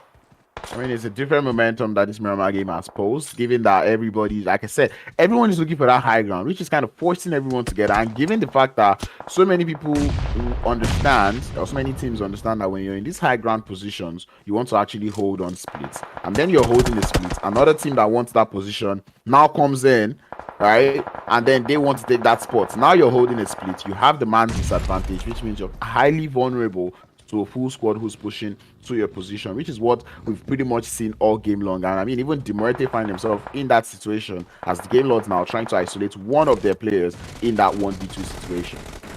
And it's a tough one for all of these guys as they're trying as much possible to hold their own, but we do see Madness going in right there and getting those eliminations. Absolutely crazy stuff coming in right there for the boys from Dark Projects, but they might also be getting into more trouble as they do have a couple of the players who are currently knocked down, but they have to get into the zone quite quickly. Man, what a time so far. They are going to be sacrificing two of the players in that particular position, but Madness putting in the work to keep them their hopes alive in this game. I mean, a small price to pay for salvation is what they've done. Madness was able to clutch it out for his team, able to hold it up, but now they have to get into that circle. And like I said, Nexus is a team that is good in this map of Miramar, and we still see them alive right now with 7 teams still alive, and they still have a full squad in the lobby. They're the only team that has a full squad left in the lobby, and that just goes to show how well this team knows how to play this map of Miramar. All right, so we're down to 17. The boys from Nexus holding what is a complete squad. You can see the shots being let loose right there by Victor, trying as much as possible to see if he can get a knock onto one of those players, but it doesn't look like that's going to connect. They do have to get themselves into that position within that zone. As the boys, who are a 2-man squad who are currently situated within those buildings. It will be curious to see who actually does find themselves or push onto that particular location. Crowns, I think it's going to be tough for any team, who's going to be pushing up onto that location. I think they will be fanned by the several different teams around that region outside if they do try to take over that spot. Especially given the fact that that zone is now in open fields, right? It means like everybody either has to be in the compounds being held by excuse me, or they have to be out in the open fields. And I think that is one thing that the side there of Team Nexus are struggling with as we see them try to make it into the circle from that southern edge. But it does look like there's so many teams who are looking to gatekeep them. But Sly Europe, with their final player, will be grabbing a couple of scrappy points for his team as he's holding it up as that solo who's going to play spoiler for all of these teams. But here comes Papa Blue to force the rotation on that northern side. The MADBULLS have to move. Same thing can be said about the Game Lords, and I have to talk about Fly Europe too, as they have to do the same. All eyes on that warehouse being held by Team Excuse Me, and Excuse Me, they've got the works on their hands. Man, what a time in this lobby right here. As we're down to the 6 teams who are currently, fighting it out. We do see the boys from Nexus who have pulled up onto that building, going in for the juggler of the boys right there from Excuse Me. And we're seeing them get those knock after knock. And you can see another one going down right there from the last player right there from Nexus. And you see Furia trying as much as possible to see if this nade actually does get that confirmation onto the last player right there from Nexus. That's an absolutely great one, as it does send Octavian and this boys back into the lobby. Great defense coming in right there from the boys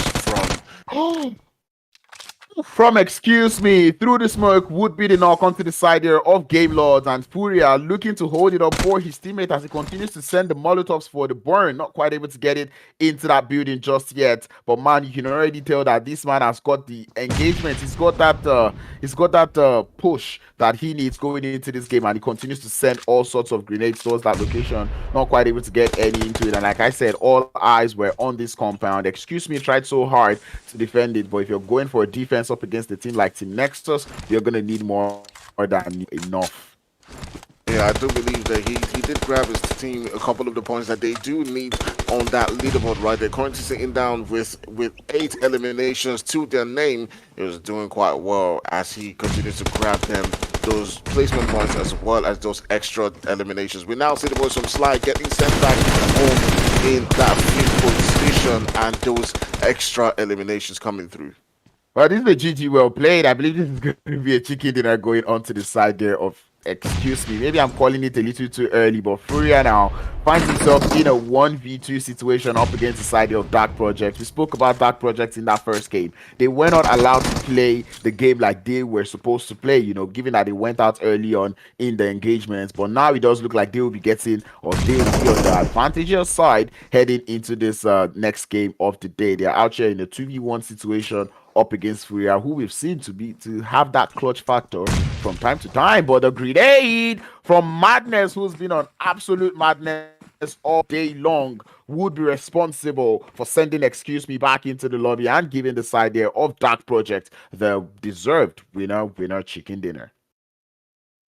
Man, absolutely amazing stuff coming in from Dark Projects at the end of the day, grabbing home that winner chicken dinner and getting a whole lot of eliminations along the way.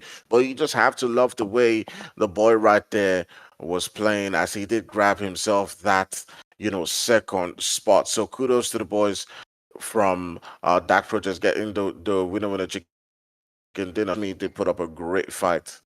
Yeah, definitely. Going out in 16th place in game 1 and coming into game 2 to finish on the polar opposite and finishing in first position. Definitely what you want heading into a day of games. This is wonderful coming through from the side of Dark Project, especially the fact that we did call them out. And man, excuse me, let's not even start talking about that position that they were holding in that southern edge of the map. And it was only a matter of time. They had the only position that was playable in the map, and you could just see them fully sending it into that compound. Everybody who wanted that compound, Nexus came in for the compound. The side there of Dark Project even sent a couple of players into the compound. We saw the side of MADBULLS also try to make it into the compound, and man, everybody wanted that compound, but the side there of Excuse Me were able to survive in that compound, grab themselves 8 elimination points to go alongside it, and talk about a beautiful game, to say the least.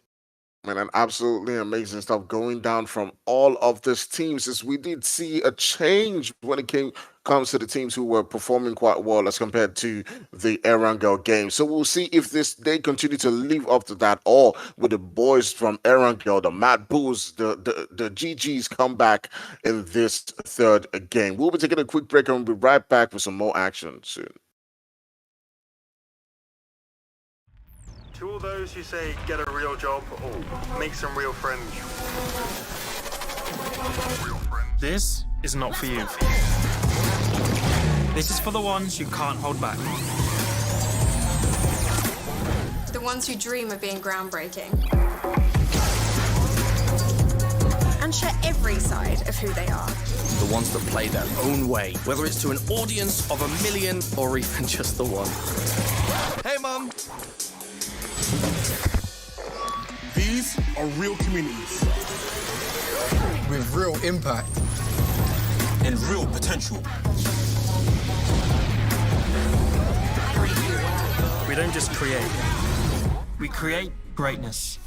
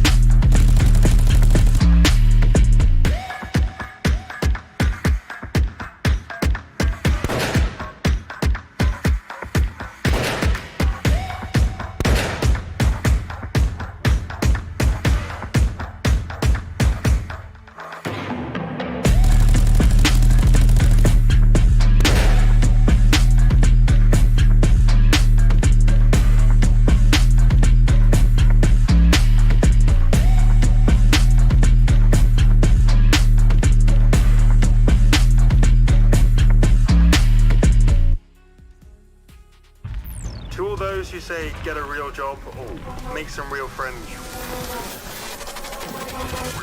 This is not for you. This is for the ones who can't hold back. The ones who dream of being groundbreaking. and share every side of who they are. The ones that play their own way, whether it's to an audience of 1 million or even just the one. Hey, Mum! These are real communities with real impact and real potential. We don't just create, we create greatness.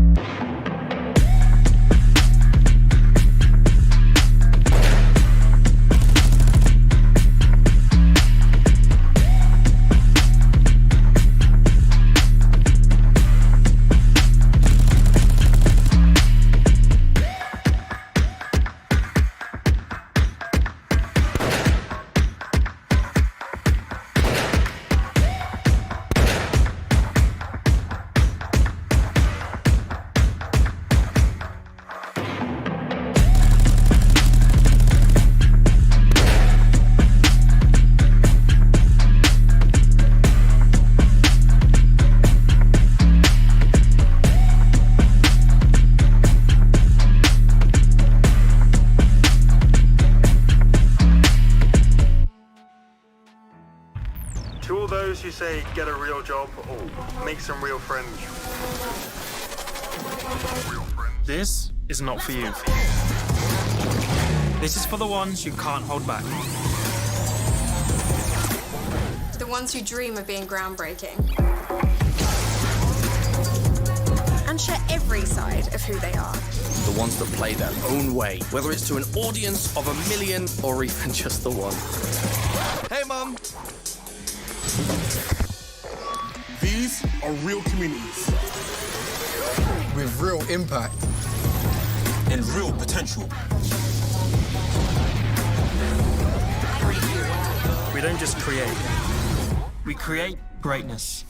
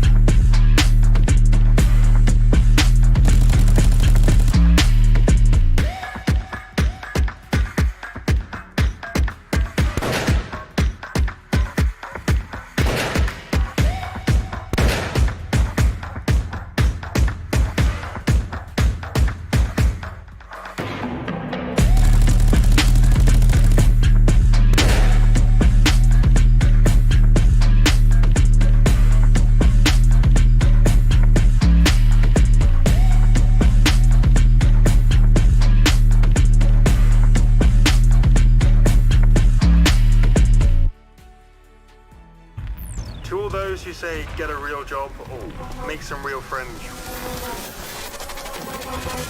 This is not for you. This is for the ones you can't hold back.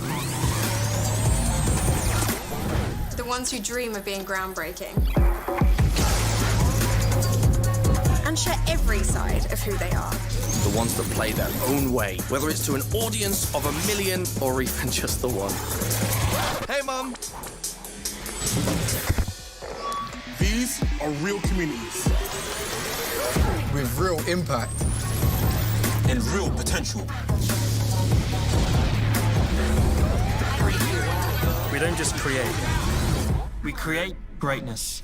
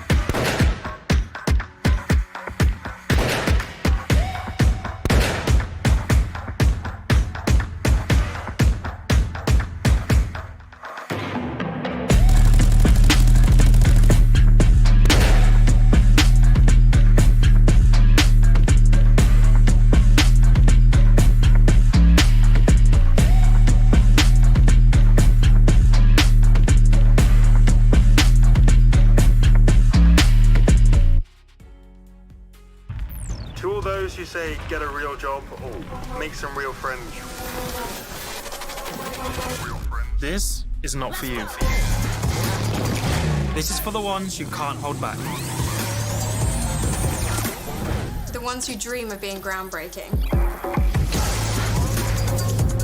And share every side of who they are. The ones that play their own way, whether it's to an audience of 1 million or even just the one. Hey, Mum! These are real communities with real impact. And real potential.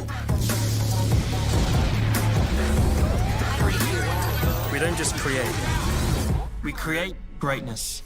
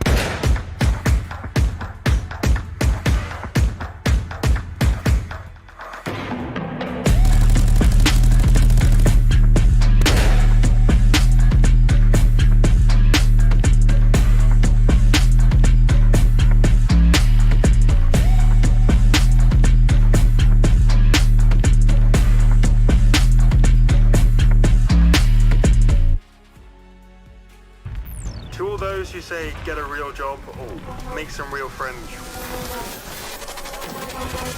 This is not for you. This is for the ones who can't hold back. The ones who dream of being groundbreaking. And share every side of who they are. The ones that play their own way, whether it's to an audience of 1 million or even just the one. Hey, Mum! These are real communities with real impact. Hello, ladies and gentlemen, and welcome back to the Lidoma Pubg Mobile Europe grind. We have seen 2 games so far where these teams have gone crazy and all out, showing us exactly what they're made of, and now we're about to head into the 3rd game of the day, which will pretty much signify the middle point of today's games, as we've got 5 games to go. But before we talk too long, I'm just gonna be out here asking my guy out here, Fire, how are you doing? How are you ready for this next game of the day? Man, I absolutely don't know how this game's gonna go because our predictions in the second game just went out the wind. We thought teams like MADBULLS, GG were going to go, absolutely riot the same way that they did in the first game. We thought Avalanche was going to do quite well, but all these teams, had it really tough for themselves as a result of some Avalanche getting taken out quite early on. So we'll be curious to see if things do switch again, and it's those teams performing quite well again in the Miramar game, or we're going to see some different guys as well come in and perform quite well in this one. Be seeing what happened in that Miramar on the leaderboards right now, as we've got the statistics ready for us to be displayed. And that being said, we'll be looking at how this team, still find themselves with that winner chicken dinner on the top. No, actually, they didn't get the winner chicken dinner, but because of the amount of eliminations they were able to get in that last game, they project themselves up to that first place on the leaderboard, with Dark Projects finding themselves in 3rd position just based off of that. And man, I did say it, NEXUS Gaming is a team that finds themselves very strong on that map of Miramar, and indeed from Miramar they've bumped themselves all the way to 8th position on that leaderboard. You just love to see it. Man, absolutely amazing stuff as they continue to move up on that leaderboard. But all the way from that first spot up down to the 7th, you can see things are pretty close. I said there's just 15 points that does separate them. But excuse me, putting in the work right there as they've got themselves those sweet eliminations, and they are still grabbing those placement points as well. But we got to say, Game Lords, look at that.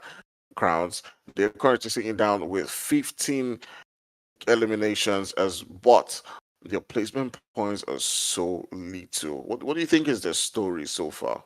I think it's just because of that placement point system. And this is what I was talking about. The placement point system, you don't really get so much from placement. You just have to make your elimination count. And that's what we're seeing coming through from the side of Game Lords, the side of, excuse me, even the Mad Bulls. You know, these are teams that are putting up more eliminations than placements. I mean, Major Pride down there in ninth position with 7 points from Elims and 0 from placements. ARR with 6 from Elims, 0 from placements. You know, we're seeing it, you know, from ninth position to 12th position. They all have 0 points from placement, and all their points are coming from eliminations. And that is exactly what that new placement point does push up on the board. Like, that's what it tells these teams to do. And I'm so glad to see that all of these teams are doing, because after all, the teams that have won the 2 winner chicken dinners going into the games today don't even find themselves as the top 2 teams. They are number 3 and they're number 4.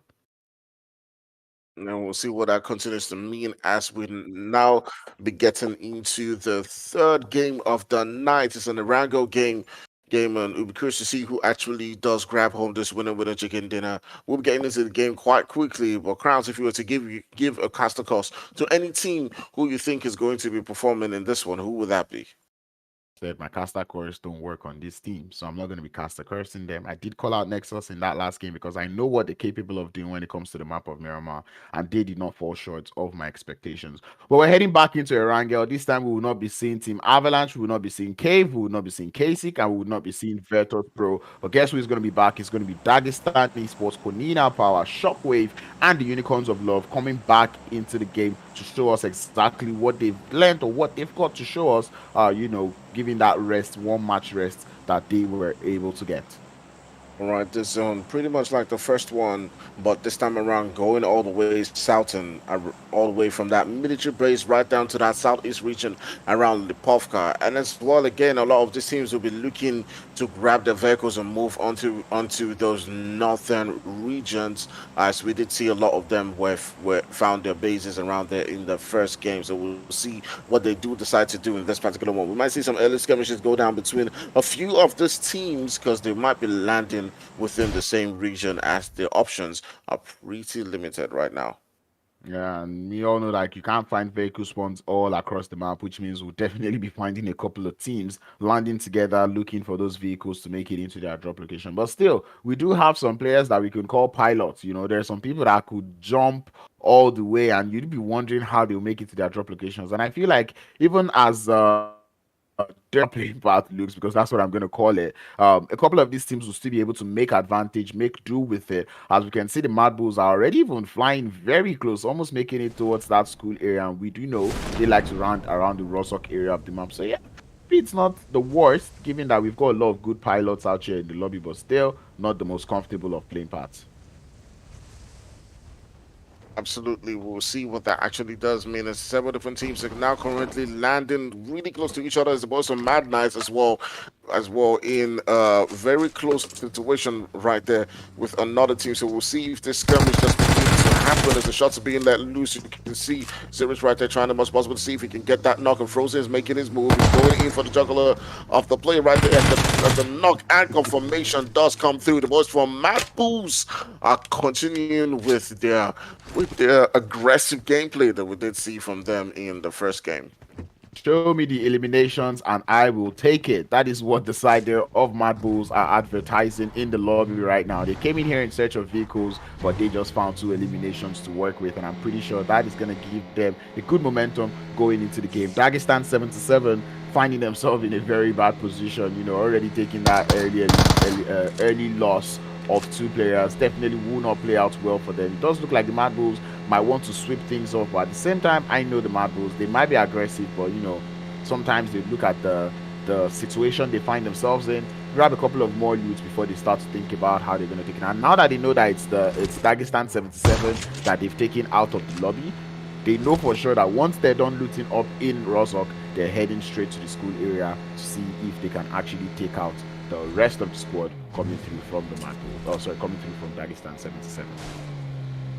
And amazing stuff right there, as we do see the voice of MADBULLS continuing on with the same strategy that they had in the previous game. They're looking for several different teams around them. They have spotted another team, I do believe it's boys from Game Lords, and they're taking on the shots onto them, looking for that one elimination. The shots are just beginning to get let loose. Can they find that one little knock that opens up this fight? It doesn't look like it, as the boys from Game Lords will be able to evade that one. And that just goes to show you just the knowledge and the amount of research that the side there of MADBULLS have done going into this lobby. They know where they're gonna find the players, and they're heading towards there in search of those players. I mean, that would have been so disastrous for the side there of Game Lords if they actually lost any player to the side there of MADBULLS. But MADBULLS really understanding that it looks like these guys are just dragging us to their home, to their drop location. We're not going to chase any further. We'll just make do with the 2 eliminations we have, and we'll continue to work on the game. And that just goes to show that these guys, they're actually living up to the name. Yeah, absolutely. Knowing when to back out of a fight is also important, because you want to make sure that you're not getting sent into a trap. And right now, they can now focus on, getting those extra loots, because remember, they just landed in a very limited spot and weren't able to grab home, the shields and, the loots that was actually required to build up onto, the later stages of the game. So that's exactly what they will be doing right now as they, just get those extra loots and items. I mean, and the confidence that goes into what MADBULLS have just pulled off is not small, because it's not every day we see teams who are just going to grab a helmet, grab one gun, and decide to go for a whole car chase on another squad, right?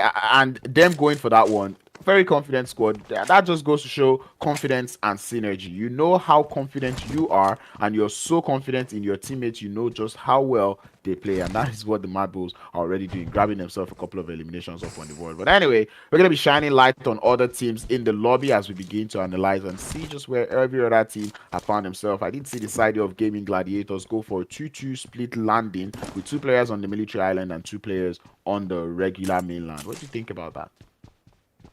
Yeah, I mean, sometimes you want to make sure that you're able to grab yourself, enough loot to, build up into the later stages of the zone. I think it's quite a risky one, because there's a couple of teams around them. I do believe they have the boys from Excuse Me who are already in that military zone. So, Tixie wants to, loot as quickly as possible and join the rest of his team. But sometimes the strategy around that is, just get as much loot as you can. Remember, that flight path had so many different teams. So deciding to land in 4 different regions means that you might lose 1 or 2 players, but because they're landing quite close to, where the original flight path was at, they won't lose, all of the players. They probably just lose 1 or 2. But luckily for them, they didn't lose any, and they can now just regroup together. And it's Gaming Gladiators. We know them. They're a team that knows how to hold up themselves on splits. And I won't be surprised when we see all of them just, stay very close to each other. And this is very crazy, talking about how they've landed in respect to the zone, right? Because you can see the circle is just around them. They have 4 players in every single part of the circle, which means if the circle goes to the north, they're good. If the circle goes down to the south, they're good. If it goes up the way to the northern side, you'll find themselves on the south, which means they're pretty much spread out quite all right. Another team that I kind of enjoy the spread coming through from them will be Team Doom, all the way to that northeastern edge of the map, where we do see them holding a 4-man split around the Kameshki and Storbar area. Same thing can be said about the MUERTE out there on the east, and Team Nexus Gaming out there in Lidoma Pubg.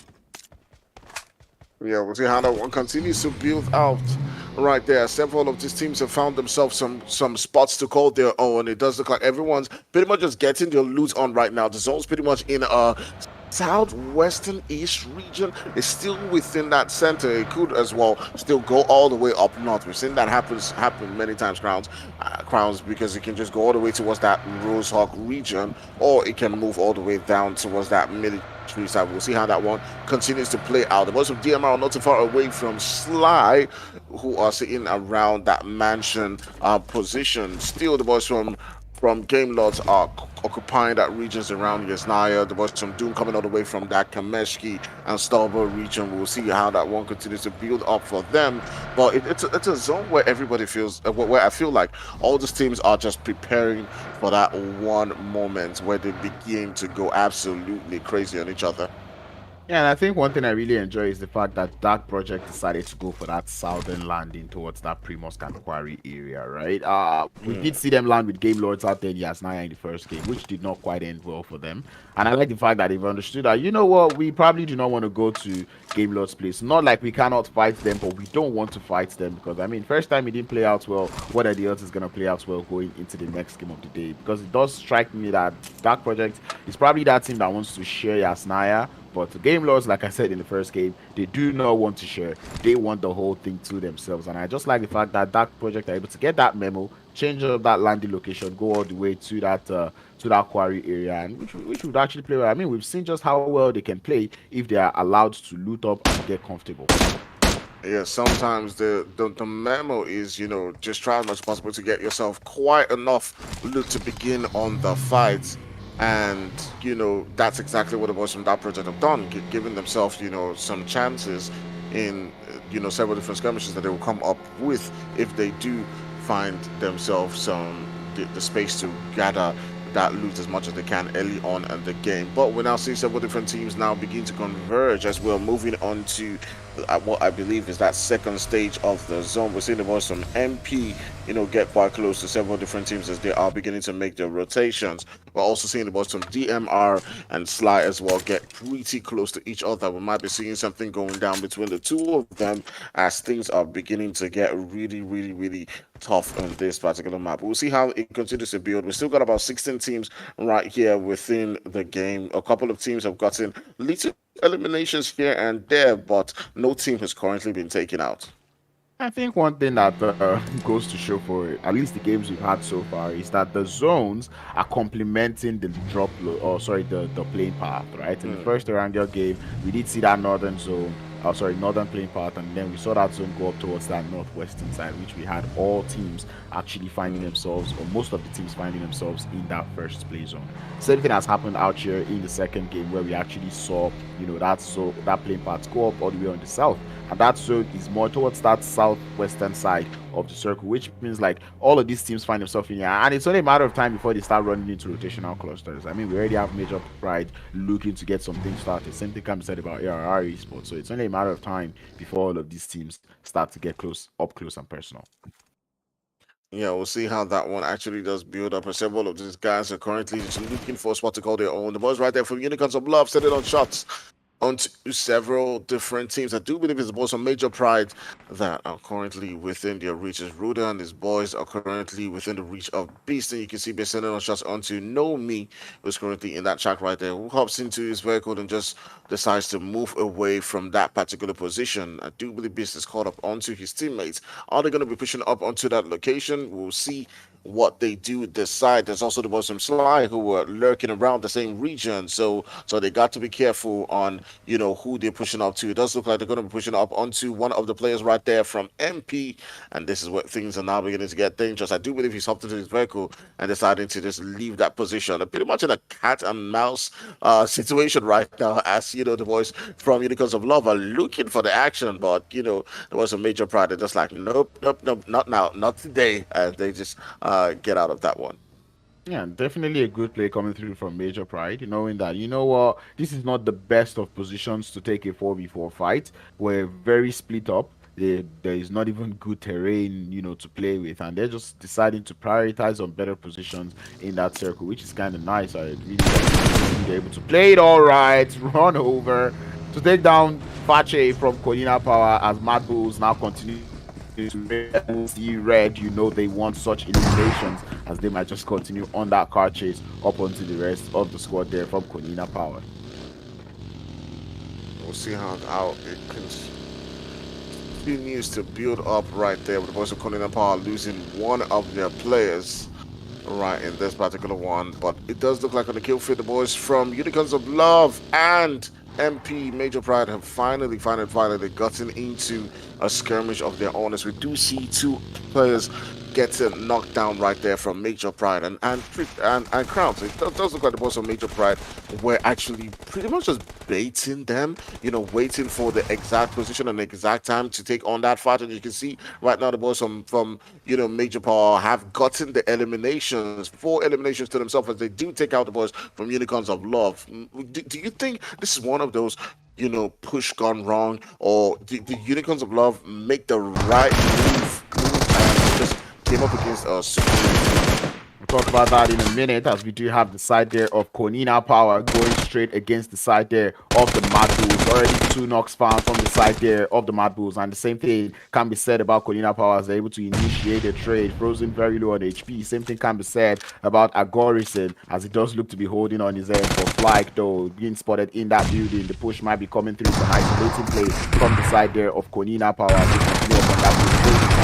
Hold it up, but Pelucci is going to fall. Agori is going to get the knock up onto the player, but the jump shots coming through from Flyke. 2 of the drop shots would be sending KONINA Power back into the lobby. 6 eliminations up onto the MADBULLS, and they continue on the rampage. Man, about some MADBULLS, you know, getting themselves 4 eliminations right there. But Fleek, the boy who does put in most of the work, the currently is sitting down with 6 eliminations in this particular fight. They got a couple of the players knocked down, but they were able to win that one and send the boys right there from KONINA Power back into the lobby. So currently sitting down as we do speak, it is the boys right there from Unicorns of Love and KONINA Power who have been sent packing out of this game. And we're continuing to see the action going down from the boys from MADBULLS right here, as they do hold a defensive position. It looks scary for a moment right there, Grounds, as we did think that the boys from KONINA Power were going to be able to defend that one, but somehow the boys from MADBULLS survive. I mean, when you've got the likes of Flyke on your squad, you definitely know that you have all sorts of peace of mind going into an engagement. And I think Unicorns of Love, actually, they did just fall for one of the oldest tricks in the book. Like I said, Major Pride realized that that initial position definitely not the best place to take such 4v4 fights. Hence why they moved away from that position. And I think Unicorns of Love just decided, or actually just fell for the bait of chasing them up to the top of the fatty hills, like I like to call it, and they eventually went up to that hill, finding themselves in that 4v4 against Major Pride, who were very, very comfortable, just waiting for them to push up onto their position, and eventually they ended up losing all their players. I mean, Major Pride executed that so swiftly, lost 0 players in that engagement, and they got 4 eliminations to their name. Yeah, you want to make sure that when you're taking on eliminations, you're doing it in a position that is going to, you know, provide you some advantages when it comes to that skirmish. But we'll see how it continues to build out, as we're currently sitting down in that stage 2, moving all the way towards that stage 3. A couple of the teams are currently situated within the zone already, although some guys like MADBULLS, you can see them. 2 of the players are currently lurking around several different teams, looking for that next engagement, because you do know the boys from MADBULLS are always looking for where they can get those extra eliminations. It's all about eliminations for them, but also now we do see the boys from MP getting into another skirmish of their own. It does look like they want to be taking on those fights. They want to get those extra eliminations, and they want to make sure that they are, you know, grabbing those points. So we'll see what that actually does mean in a moment's time.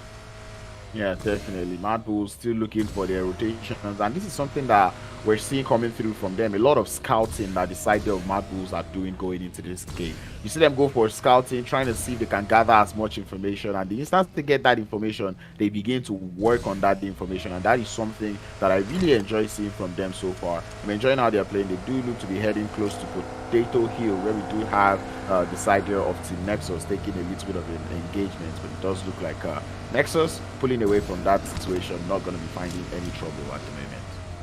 All right, so we talked about MADBULL a lot, but the boys from Major Pride have also been getting themselves into a lot of action so far, as they have taken out the boys from Sly as well. They were currently sitting down in a great spot, and they're all making their rotations now into that zone. So it's been little, you know, skirmishes here and there. The boys from Major Pride currently sitting down with 7 eliminations to themselves. You know, even have more eliminations than the boys from MADBULL. So those 2 teams are the teams who have been popping it off in this particular game, and we can currently see that that does mean a lot for them on the entire leaderboard. But so far, the 2 teams still have themselves the full squad. Okay, they've not lost any of the members, and they're continuing on with the onslaught. Gorilla Gaming also as well, another team who is finding themselves or who finds himself in a central spot has other teams who are rotating around them, and we see all that does. I think it's absolutely disgusting at this point what the MADBULLS are doing. They're just rampaging, driving around, and I said this, all they're just doing is driving around, trying to find as many people as possible. And this is one thing I really enjoy from these teams. The PMPL is starting real soon. One thing you really want to do is actually force yourself. You want to actually see the limits to which you can reach. Oh fine, we know how to rotate. Oh fine, we know where these things is. But how well can we take the fight? How well can we take all the engagement? Try to put your team in that uncomfortable position and try to see if you can actually win the engagement is what we're currently seeing from the side of MADBULLS. Hence why this camera is on them for so long, of which I would, prefer if it goes to another team, right now, to just kind of see what is going on. Shockwave, on the other hand, they landed in Pochinki, and it's kind of unusual to see a team land somewhere and stay there for so long. Shockwave have been in Pochinki for quite a while, and at this point, it's becoming alarming. The boys from MADBULLS right there who be getting themselves into skirmish after skirmish and now looking to be on the back foot themselves, as two of the players currently have gone down. We'll see what that actually does mean for them as they continue to progress and try as much as possible to find themselves into a good spot. But look at the boys right there from Major Pride. You can see they've lost one of the players right now as we do speak, but they've got 8 eliminations to themselves, continuing to boost themselves up on that leaderboard as they're taking on shots onto several different teams. It is looking quite tough for a lot of guys, but we still got the numbers in this one. We still got 11 teams and 37 bodies. I mean, when I look at this squad that Major Pride has got, I kind of understand why they're able to pull this many eliminations. I mean, you've got Effect, Nomi, Monkey, and Ruder on your squad, man. And I know 3 of those players are players that are actually very crazy. I mean, Monkey used to be in the previous MADBULLS, if I'm not making a mistake there. Nomi used to be in the previous KONINA Power. Effect also used to be, I mean, Effect was literally the MVP of the last PMPL EU. So, I mean, it just goes to show that squad is actually a squad packed up with veterinary players or veteran players, hence why they're actually doing this well. And absolutely amazing stuff coming in right there for the boys from Major Pride as they're living up to their name. And Effect is trying as much as possible to see if he can live up to his MVP status, as you've seen being mentioned right here by Crowns. And we'll see what that actually does mean as we're down to 10 teams right here within the lobby. We are moving on to the next phase, the stage 5. And the boys from Major Pride right there. We've seen a couple of people mention them right there within the chat, and they obviously have a lot of fans, supporting them and pushing them on, or to grab that winner with a chicken dinner. We'll see if they can actually grind that out in this particular one, as they now will be looking to make their way into that zone. A little bit of a slower start for the side of Excuse Me, and same thing can be said about Game Lords. We've seen them currently just looking for positions and staying quite quiet going into this game. We've not really seen them put up many eliminations on board, nor have we seen them in early skirmishes. Kind of makes me wonder exactly what they've got cooking for the remaining the remainder of the games. I mean, we've seen the MADBULLS and Major Pride go on and on all game long, but when teams like Excuse Me, Game Lord have not put up, even Gaming Gladiators have not put up eliminations at this point of the game, like they're actually preparing for a crazier end of the game. So the shots being let loose by Excuse Me onto ARR, but we haven't spoken about Team Doom so far, who's not been having quite a great game within the entire lobby, coming up against the boys right there from Game Lords, and Game Lords getting a couple of those eliminations and taking them out. Things are not looking quite great so far, but for the boys right there for Team Doom. And I mean, points is definitely what all of these teams are looking forward to. Hence why we see them getting into a lot of skirmishes. That zone, though, looking to push us somewhere closer to the open fields of Gatka is where we sort of trouble. All of these teams trying to play with the smoke, the vehicles, that project, looking for a way into the circle, but they will not quite find a place to call home, as they would lose one player on that rotation, but they cannot stop. They have to keep moving. They have to continue on that rotation to see just where they can hold on the south, because that zone, like I said, does not have so many high grounds, nor does it have so many covers. We're getting pushed to the open fields. Things are looking quite tough for a lot of guys. You can see the boys right there. Just like you said, from MP, trying as much as possible to, evade the shots. They're using the smokes as covers to, try and keep the line of sight of several different teams who will be looking towards the region away from them. We've still got about 10 teams right here within the small zone as teams are now beginning to just rotate into that area. The boys from GameLords are still currently holding a full squad than this one, as they're sitting down with 6 eliminations. The boys right there from, Gold Team getting taken out in this one, I do believe, in 10th position and sent back into the zone. I'm not quite sure how many eliminations they had to themselves, but I do believe they had no eliminations. So quite a bad game for the boys from Go Team in this one as well again. But man, Crowns, who do you think is going to take this one?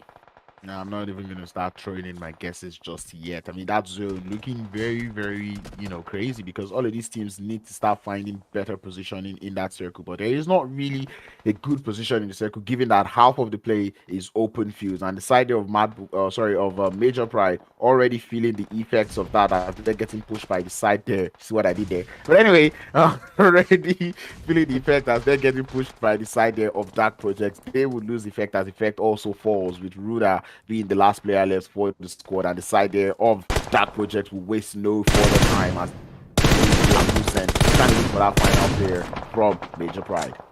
Man, it was shot after shot and, grenade after grenade onto that position where the boys from MP were situated at, and had dealt a lot of damage to themselves. We'll see if effect can be rezzed. I do believe he's been knocked down. I'm not sure if he's been sent packing out of the game, but Ruda, the boys, to keep their hopes alive in this particular one. He's got them surrounding him, but we'll see if they can somehow be saved or rescued by, the boys from Excuse Me, who are also within this particular region and looking to get into that skirmish. So the boys from Excuse Me holding a pretty much central position so far, and they've got a good ground and quite some good cover that may actually, mean that they can defend this spot as they continue to move on to, that 6th phase, and they could win this game, with a good, spot like this. I mean, once again, we do see the side of Excuse Me find themselves in a good position. Pretty much the only compound in the circle, which means they kind of have the advantage of cover. But on the other hand, when it comes to getting eliminations from this compound, it doesn't look like something that is too plausible, because they have to keep looking at the open fields. And if they overextend, they will definitely get taken out by the side of Gaming Gladiators, who find themselves holding Pochinki Hill with that little bit of high ground. But it's only a matter of time. That next play zone shrink would let us know exactly how these teams would have to play. It would let us know who really is in the advantage. And I just like the fact that the teams that are out there in the open fields, Major Pride, the side there of Dark Project, they're just being quiet at this moment, because they know, like, noise, too much noise you do not want to make. You do not want to stand up. You do not want to do too much, because obviously you're in the open field. Everyone could see you at any point in time when you stand up. Oh, we'll see how this one continues to build on. There was some ARR, they're another team that, grabbed themselves some 6 points in the previous game. That told the entire story for their game, as they were absolutely amazing and aggressive, and now trying to find themselves into that central position against the boys from Excuse Me. You can see the nades over and over going in from Becca. They're trying to push into that spot, and they've got to take this engagement, because the zone is also making that push in between the zone and taking on their enemies in front of you. You've got to make that push, but it does look like they're doing it quite cautiously, as they're still holding a 3-man squad right there. And yes, that zone has moved all the way to the south, forcing the teams up on the north to fight. I'm talking about the Gaming Gladiators and the Game Lords, as we already see them getting into that early skirmish. 8 eliminations up onto the side of Game Lords, and I do not know how they got that much, but they do look to be taking the fight, taking so much damage, taking so much work to be done on that northern side of the circle. But the Gaming Gladiators not looking to back down. They do not have that ground advantage that the side of Game Lord have, but man, grenades are going to be sent back and forth from the side of Game Lord, and it's only a matter of time before we decide who's going to win this game, or who's going to win this this skirmish, this fight going through between these two monstrous teams. Yeah, the boys from DP still looking strong right here as they've got themselves a couple of eliminations, but are still, grinding out those points. They do need to continue to perform quite well. But sitting down and taking a look at the boys from Game Laws, they've got 10 eliminations, and that definitely is going to continue to boost them all the way up on that leaderboard. Speaking about Dagestan, you can see that, things are not looking quite up for them as they do get sent back packing into the lobby. So right now we got about 5 teams on the kill feed. Did you see the boys from ARR feeling the heat coming up from the boys from excuse me, and it's just party after party at every different position. I mean, we've been waiting for excuses to actually wake up in this game, and indeed they have 3 eliminations onto the game.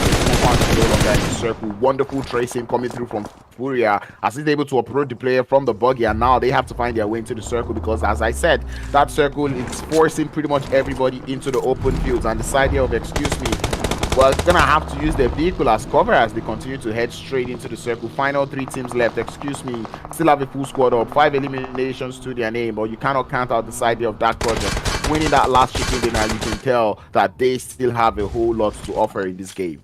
The boys from that project are currently holding what is the central position within that zone. They've got pretty much what is a 2-2 split, and that will be very dangerous for the boys from exclusive. If they can get one knock onto the players right there from that project, and may be able to open up the entire fight. But Madness and his boys are currently in a comfortable position. All they've got to do is just wait things out, because they've got the zone, they've got the space. But with that knock coming onto one of the players, now things may begin to turn around, and the boys from excuse me can grab that central position and turn things around. Yeah, definitely what they'll be looking to do. But at the end of the day, this is open fields, which means you cannot just drive anyhow. There's snakes in the grass, there's bellies on the floor. Everyone could be anywhere, and you do not know exactly where these teams will be. We're down to the final 2 teams. It's the ultimate 4v4, provided that revive will come up through. But no, this idea of Dark Project will lose one more player, and that is the advantage that this idea of excuse me want as they continue to rain these shots. But I like the fact that the side of Dark Project have decided to squaddle up together, come close to each other, try to grab one revive, get themselves a little bit of numbers advantage. And I think here is the point where this idea of excuse me want to start to take advantage of the knocks that they've gotten. All right, so it's a 4v3 situation. The boys from DP are currently with a 3-man squad. They're setting up the lanes onto several different positions, trying to see if they can catch 1 or 2 eliminations onto the boys right there from excuse me, who are currently circling around them. You can see that Furai and his boys are just eaching and making their move into that edge of the circle. They've got a position where it looks like they are trying to hold different angles against the boys right there from DP. And with that circle comes on the nades, and that elimination does hold, and they reduce the deficit to a 2-man squad. But the boys from DP are still fighting it on crowns. They're not giving up quite easily. Definitely not giving up at any time soon as they continue to use that little bit of an high ground advantage. Furia would fall for excuse me. Same thing can be said about Black as we're now down to a 2v2. The revive is going to be coming up to try to give the guys there from Dark Project a little bit of an advantage, and I'm enjoying the smoke play coming through from the side of Dark Project. Having that player on the top of the hill, Madness, just keep smoking himself up, trying to see if he can use the edges of those smoke to find those players in the grass is absolutely wonderful. As the side of excuse me now, we continue to find the flank, Killer in the grass. Same thing can be said about Beck. Beck is going to stand up. The shots have been heard. More footsteps are going to, make that more footsteps going towards their direction, as we can just see Lil Ket out there on the floor, waiting for that push coming through from the side here of Team DP. And eventually the Dark Projects will definitely walk home with that winner chicken dinner. You just got to enjoy it. They played it with so much patience. A back-to-back winner chicken dinner coming through from this team, and I'm definitely not even surprised. I enjoyed the way they played this going into the end of the game. I said it, they were a team that just decided to be quiet when they needed to be quiet, and they made noise when they needed to make noise. But at the end of the day, it's definitely not the best of games coming through from them. I mean, it's a winner chicken dinner, but with only 4 eliminations, definitely not the best of gameplay coming through from them. I would have preferred to see a winner chicken dinner with more elims, but man, with 4 eliminations and that chicken dinner, given how tricky that play zone or that circle was, I think I'm a little bit impressed with how the side there of Dark Project have played. We'll see what that means up on the entire leaderboard at the end of the day. But what a gameplay coming in for the boys on Dark Projects in that final circle, trying as much as possible to hold a defensive position against a team that was circling around them. It was the boys from Excuse Me who were trying as much as possible to grab home that chicken dinner. The boys from Excuse Me, by the way, putting up a good performance in the entire game, getting themselves 6 eliminations with that one and that second spot. So we'll see what the overall leaderboard does, position all of these various teams. But my goodness, Crowns. I mean, we did see several different teams like, the Game Lords, the MADBULLS, pull up some, lovely gameplay like they did in the first game. But it does look like we're beginning to notice a few of those teams who are bringing in those consistent performances. Yeah, and Dark Project being one of those teams is absolutely nice to see. Like I said, the last time I saw Dark Project, I had a whole lot to say about them. Guys, you're not doing so well. Guys, you're not doing this, you're not doing that. And now, seeing that they've been able to step up on some of those things, doing it, madness being an absolute madness going into this lobby is just wonderful to see. But at the end of the day, 2 winner chicken dinners going onto their name is definitely something to write them about. The eliminations from this chicken dinner, maybe not the best, but with the way they've been playing so far today, Dark Project, I know they've definitely got more up their sleeves. Yeah, absolutely. You have to be putting up a great gameplay, off your hat if you're going to be taking on teams like the MADBULLS, teams like GG, teams like Game Lords, who are absolutely going wild. We'll be taking a quick break so far, and we'll be right back with more action. We'll see the leaderboard when we get back. We'll see you soon.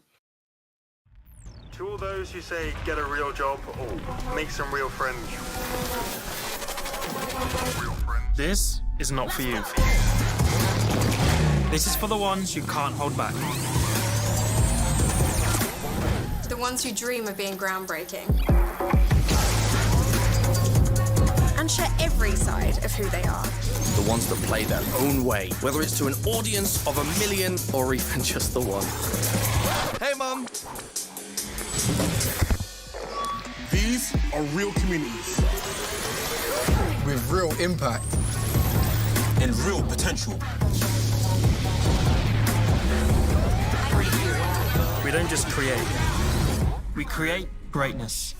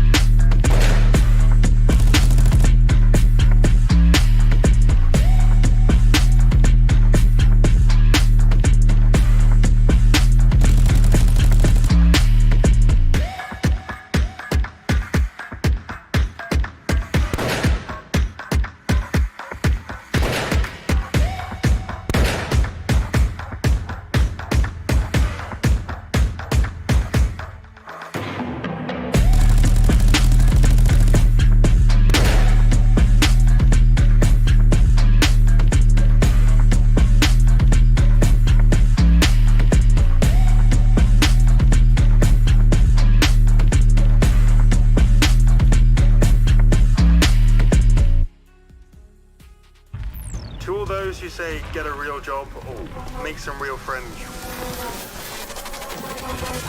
This is not for you. This is for the ones you can't hold back. The ones who dream of being groundbreaking. And share every side of who they are. The ones that play their own way, whether it's to an audience of 1 million or even just the one. Hey, Mum! These are real communities with real impact and real potential. We don't just create, we create greatness.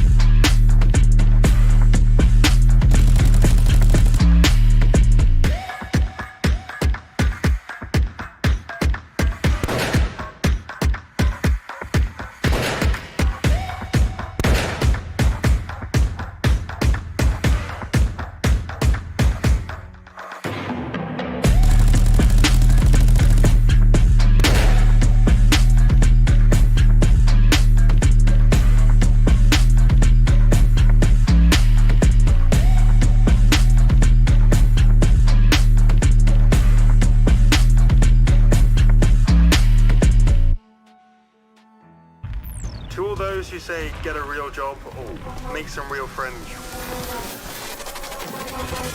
This is not for you. This is for the ones who can't hold back. The ones who dream of being groundbreaking. And share every side of who they are. The ones that play their own way, whether it's to an audience of 1 million or even just the one. Hey, Mum! These are real communities with real impact and real potential.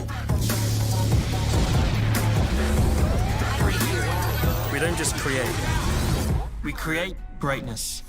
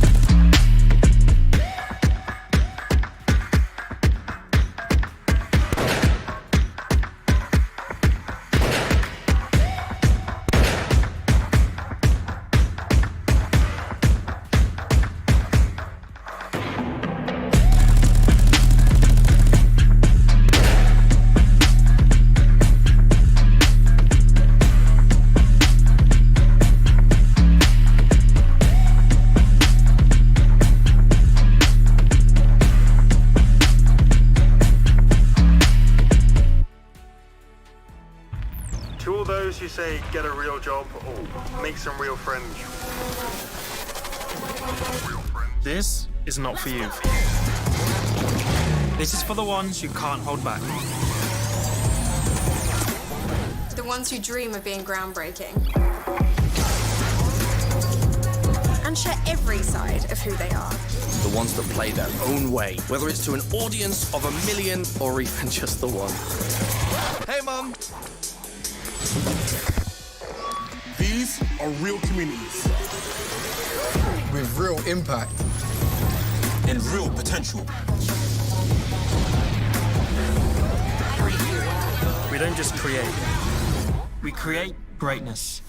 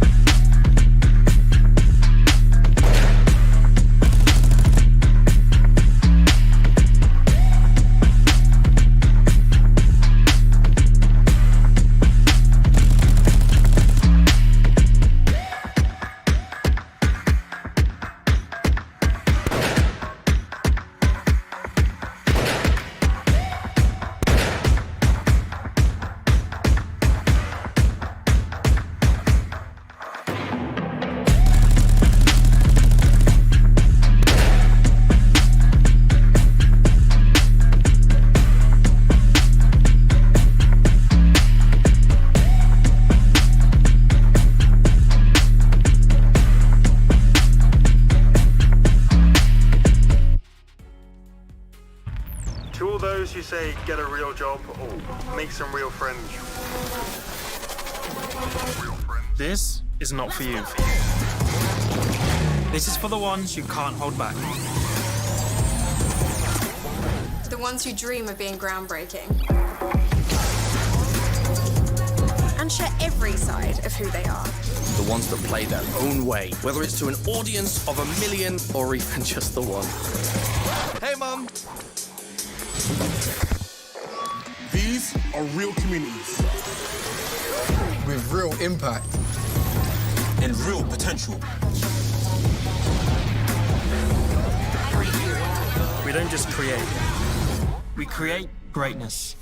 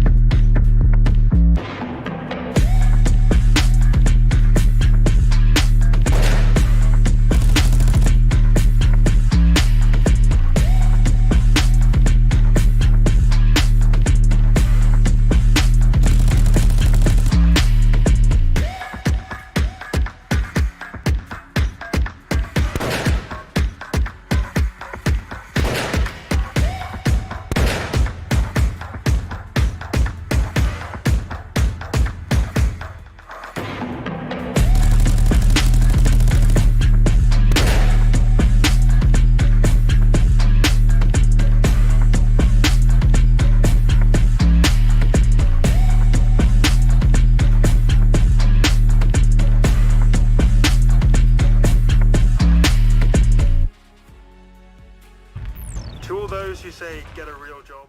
3 games done and dusted, and now we are heading into the 4th game of the day. For many of you who watch PUBG Mobile scrimmages, you'll be like, this is the last game of the day. But I promise you, this is not the last game of the day. Rather, this is game 4 out of 5. Fire, how are you feeling so far? 3 ecstatic games so far. Yeah, absolutely amazing stuff coming out from all of the teams within the lobby as everyone was trying to grab themselves some points here and there. And we'll see what that means on the leaderboard pretty soon. But man, it has been a really, really, really great day, just watching all of these guys just go out. Yeah, definitely. And speaking of going wild, the side there of Dark Project, they've actually been going wild. We've played 3 games so far, and Dark Project have gone home with 2 winner chicken dinners of the day. What do you think about that? I mean, it's just consistency for them. They are that team that is, not being too adventurous in the beginning of the game, or like other guys like MADBULLS, like Game Lords and the rest who are trying to push and get those eliminations quite early on. For them, it is getting to the zone, getting to a good spot, and try to get those eliminations late on and be sort of defensive. And we saw them even up to that point where they were in the fight with the boys from excuse me, and they were still holding their own even down to the last 3 players. Even when they kept on getting knocked down, they were in a 3v4 situation. They were pretty much surrounded. They still found a way to defend themselves with the smokes and all that. So yeah, it was quite lovely to watch them hold on. Well, in case you're a Dark Project fan in the chat, you're probably not going to like what I'm going to be saying next, because Dark Project will be sitting out of this game as they find themselves in Group B. So we will not be seeing the side there of ARR Esports, Dark Project, the Gaming Gladiators, and Team Excuse Me will be sitting out. And I'm pretty sure with these teams sitting out, given teams that are coming back in, which is Avalanche, Cave, Team KASIK, and and Virtus Pro, I'm pretty sure a couple of these other teams in the lobby are kind of like happy. I'm talking about the likes of MADBULLS, NEXUS Gaming. They're like, oh, finally, that project is out. We get the chance to, try to frag out a little bit going into this 4th game of the day. We'll see what that does mean for them, because it's not going to be it's still not going to be easy, because there's still a lot of teams that can perform quite well regardless of the fact that you've got a little breather with the boys from Dark Project. But I don't think that they are the major problem for a lot of those teams, because I feel like teams like MADBULLS, teams like Game Lords, these guys are still fracking, these guys are still making the push. So maybe we'll now see those guys come in and just play it. How lovely. I mean, even with Major Pride also being one of those teams that have actually been showing a lot of craziness going into today's game, I'm also keeping my eye out for Major Pride. But ladies and gentlemen, as I said earlier, we've played 3 games so far, which means the leaderboards have definitely been shaken. So let's see the leaderboards. I know for one that Dark Projects would be number 1. No, they're number 2 with Excuse Me, Excuse You, currently being in number 1 with 41 points, 23 eliminations to their name. And you just love to see that one. I'm not too surprised as to these top 5 teams that we're seeing. Matter of fact, even the top 6 teams, I'm actually not too surprised to see them here. And you can see that those eliminations are definitely beginning to count as we are now progressing throughout the day. You can see right there as the boys of Excuse Me. Look at this. Crowns all the way from that number 1 to number 7. It is only the boys from Dark Projects who have those elimination, those winner chicken dinner.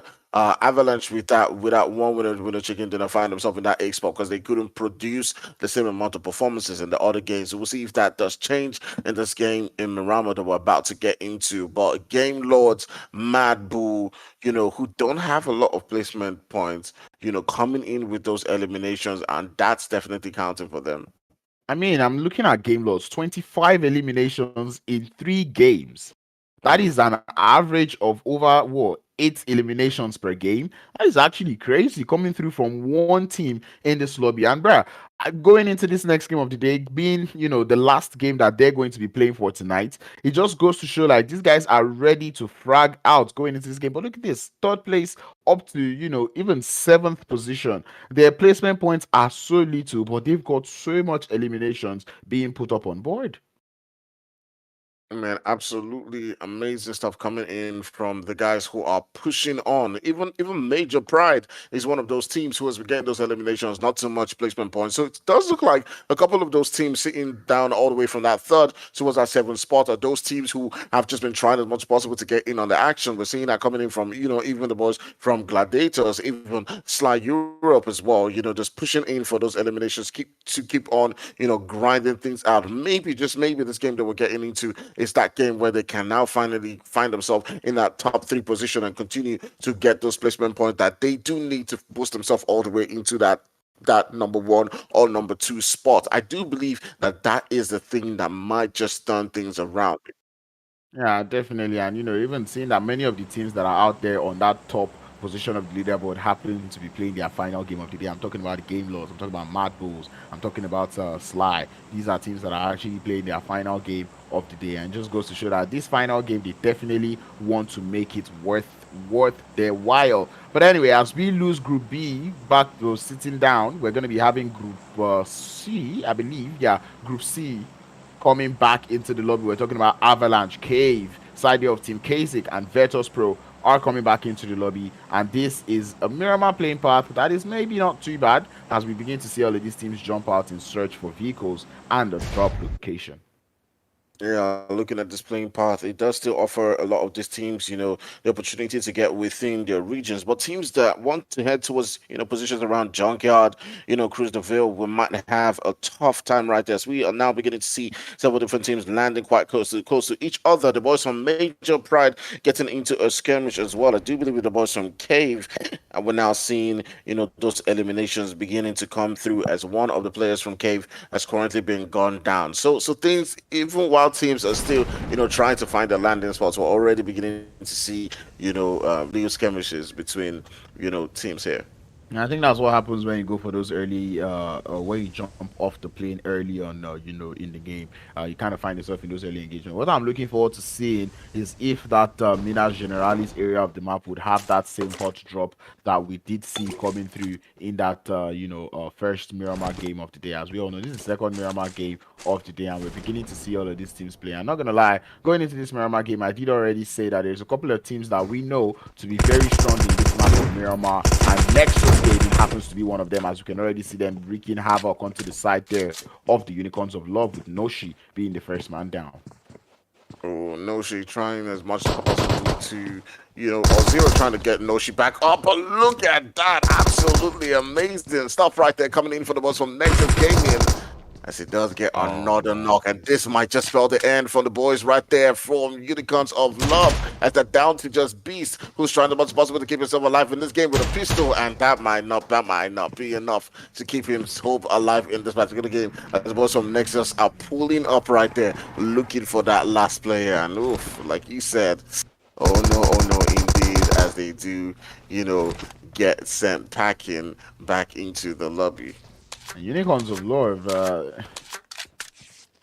beast, what is going on? Anyway, that is just what I want to know. It was an unfortunate situation. They were not quite able to get any guns, which is surprising, because I might understand that they wanted to land in search of vehicles. But if you're looking for a vehicle, I wouldn't expect you to have more than one player landing in one position at a time. But Unicorns of Love seem to have 3 players in one position at that time, with only one player getting a weapon, and that one player getting the weapon decided to go for a revive and did get caught up on that revive. Hence why the side there of NEXUS already find themselves with 4 eliminations to get game started. And like I said, PUBG Mobile is a game that actually deals with a whole lot of momentum, and having 4 elimination definitely boosts the morale as it.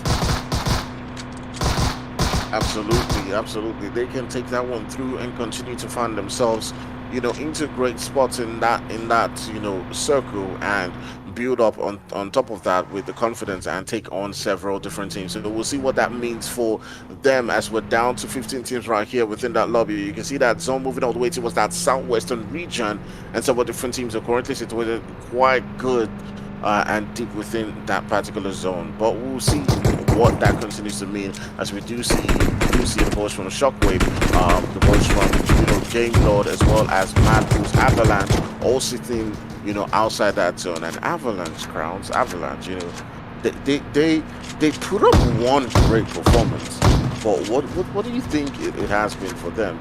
You know, why do you think they've not been able to replicate that same, you know, performance again? I mean, they came into the first game they won the winner chicken dinner. Went into the second game, they did go out early in that hot drop that they found themselves in the first Miramar game of today, and then they had to sit out in the third game of today. So I think we'd really see what the side of Avalanche have got to show going into this fourth game of today, given that they're just coming back into the lobby again to show us exactly what they're made of. You see them already holding it up around the trailer park and ruins area up to that northwestern side of the circle, which means they're gonna have a whole long rotation to take because of that heavy southern shift that we've got in Miramar. You don't really see this type of zones in Miramar too often. Yeah, absolutely. Usually not the case, but definitely most of these teams who find themselves within gray spots within that zone will be thanking the gods of Miramar for, you know, those lovely positions that they do find themselves occupying for now, as we do see, you know, several different teams all the way towards that northern region now beginning to hop into their vehicles and rotate into that zone. But with all of these teams like DMR, like CAS currently holding good spots on that northern side inside the zone, we might see teams just crashing onto each other. We'll see what that means as, you know, they continue to rotate in. I mean, it depends on how long Team KASIK are willing to stay in Picado. And one thing I know about teams that land in Picado is that they understand how vulnerable Picado could be, right? So they trend to stay too long in Picado. So I know like that northern side does look like it's choked up at the moment, but by the time rotation starts, when Team KASIK starts to make that rotations down to the south, I believe we're going to see that northern side free up at least a little bit for all of these teams. But yeah, it is this positioning coming through from all of these teams is definitely because of that you know, that playing path being heavily on that southern side of the circle.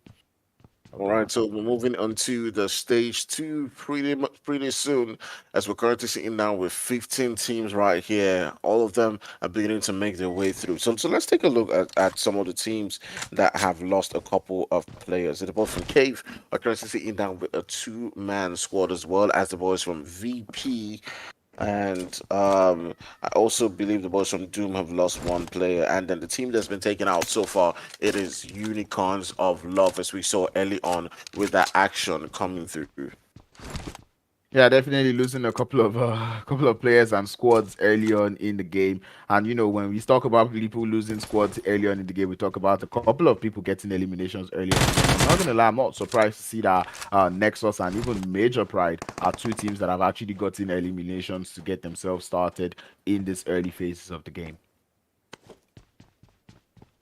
And amazing stuff coming in from the boys from Nexus right there, as they do get themselves those eliminations. They do quite need to continue to put themselves up of that leaderboard. We see the boys from Major Pride making the rotations around the boys from Cave. P and these boys will definitely be looking to see if they can find themselves in a circumstance where they can get 1 or 2 knocks. We might see a skirmish going down between these 2 of them, as Suppress is just waiting for that opportunity to maybe take on and surprise Nomi right there.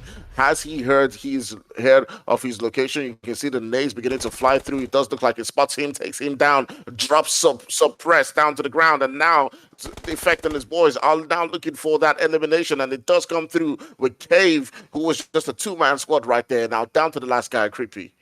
Team Cave not quite seeming to find their footing in the game so far.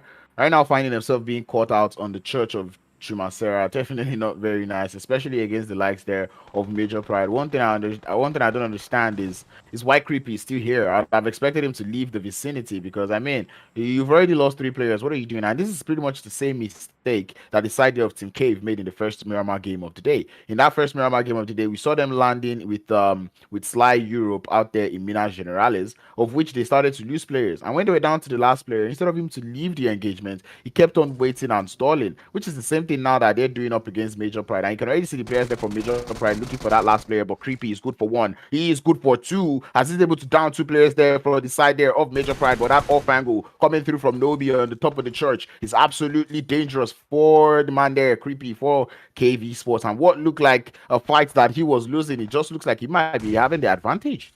Man, Creepy coming back at that particular one. Got not one, but two knocks right there. And is looking for that elimination, throwing in the nade. And it looks like he's going to be getting the confirmation as he does send back two of the players right there from Major Pride back into the lobby. And Creepy with the OP moves right there goes back and is trying to find himself some good spots. Can he pull up a squad wipe for this one? It's now a 1v2 situation. What was looking like the boys from Cave were totally lost in this particular fight is them grabbing those extra points.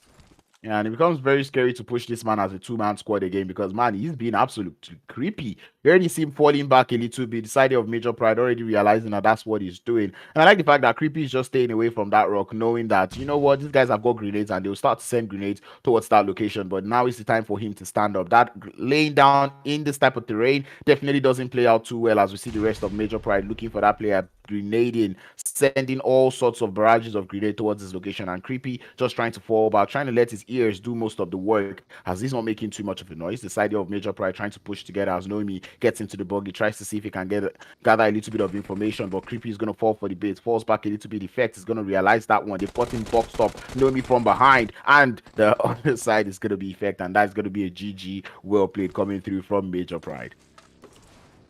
They played it quite careful at the end there, hoping not to make the same mistakes that their other teammates had done and pushing recklessly, and they did send him backpacking into the lobby. We do see this idea of Shockwave also finding himself a little bit of a skirmish with Minus and Raisin being felled. Snowix is going to be getting into that vehicle to get out of there as Sly Europe are looking to have a whole lot of fun getting those first eliminations. And I kind of like this coming through from them, trying to see if they can bait some or more of the players there from Shockwave into coming into this position. But it's actually a three-way fight to get things started. And I believe that is Excuse Me that also finds off in a little bit of that position that these players are holding out there. All right, Snow Weeks and his boy right there, Seiko, trying as much as possible to see if they can hang on for dear life in this particular zone right there, as the boys from Game Lords are, continuing to edge closer and closer towards their position. And the boys from Game Lords are looking to get themselves into several different fights. We also turn our sights onto the boys from Doom, who have not had quite a great day so far. They've been going out to several different teams and getting taken down. It does look like that continues here as they're down to the last guy, Goldie. Yeah, and Team Doom, they've not really seemed to find their footing going into today's game. Same thing can be said about Go Team that they're going up against, but the uproots coming through from Ray is going to, make that off. It's going to be wonderful to send back the guys there from Team Doom back into the lobby. I was just about to say, Team Doom happens to be one of those teams that were promising. I mean, that is the team where Koa from, Black Hand did come from. So seeing them going out this early is kind of painful, but I know that is a squad that is filled with players that know how to play this game, and I'm also talking about Izumitsu, who finds himself on that squad.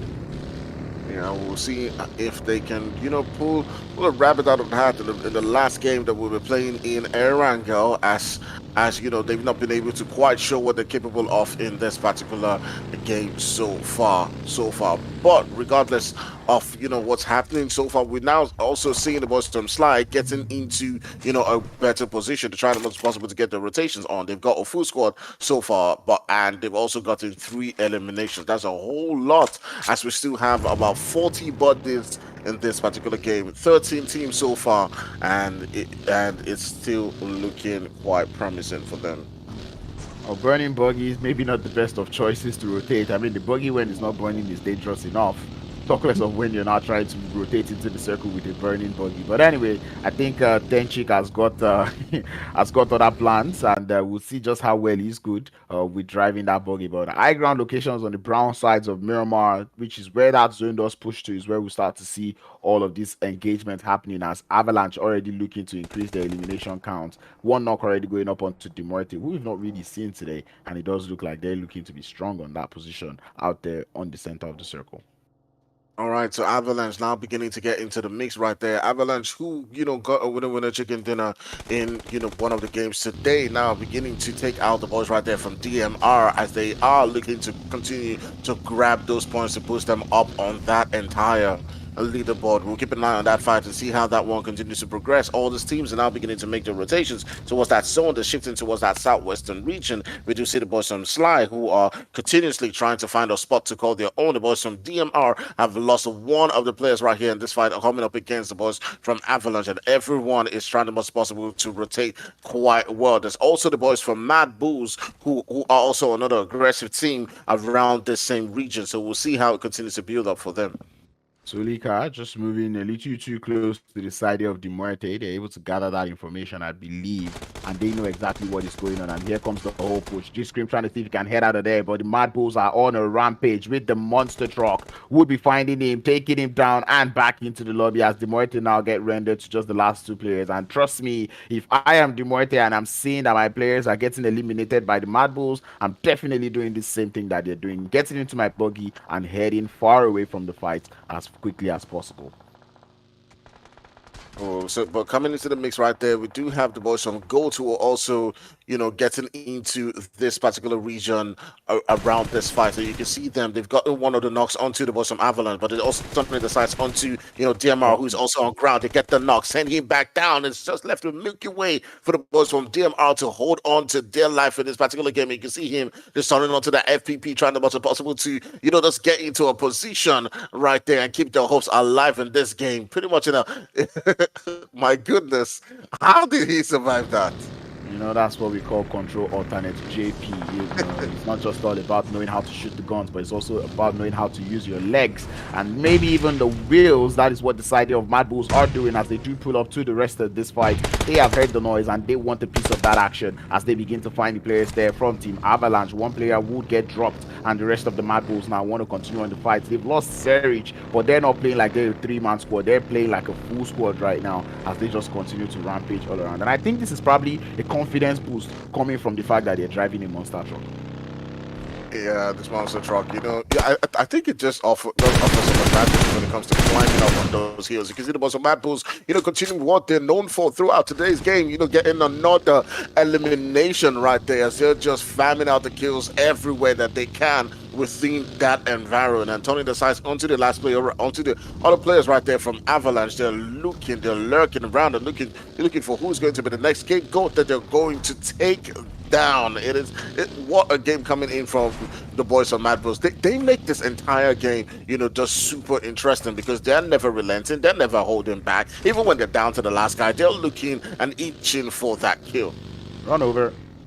Did come through from Tulika up onto Avalanche to send them back into the lobby, and yep, we did expect to see something come through from Avalanche, but it does look like Miramar might not just be their their map of choice going into this game. But yeah, I was gonna say it is interesting for us casters, but trust me, I'm pretty sure the players are hella pissed that the MADBULLS are playing this way because the MADBULLS are not playing any particular strategy. All they're just coming to do is drive around and get eliminations, right? And we know this is not how they're going to play in the Pmpl. We know this is definitely not how they play normally. And this is one of the things that goes when we start talking about teams trying to hide their strategies to make sure that people don't really know exactly what they're going to pull up when the real tournament starts.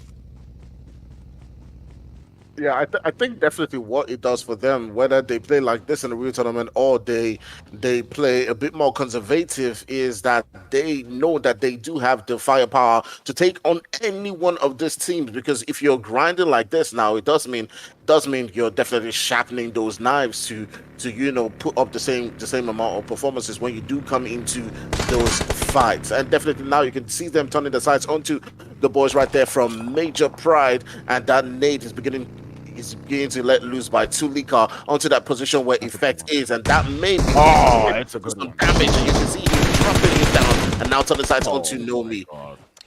Oh no, my Major Pride. That I was about to say, oh, maybe the MADBULLS have met their match, but definitely not when Major Pride is not up as a full squad, as Major Pride would eventually get taken out. And man, the side there of MADBULLS, they are absolutely rampaging right now, taking out pretty much every team that comes into their side. And I would say that's what happens when you take out Zerich, because if Zerich was actually alive, maybe they might have been more calm. But man, we do know Zerich to also be one of those players that are very strong on that MADBULLS team.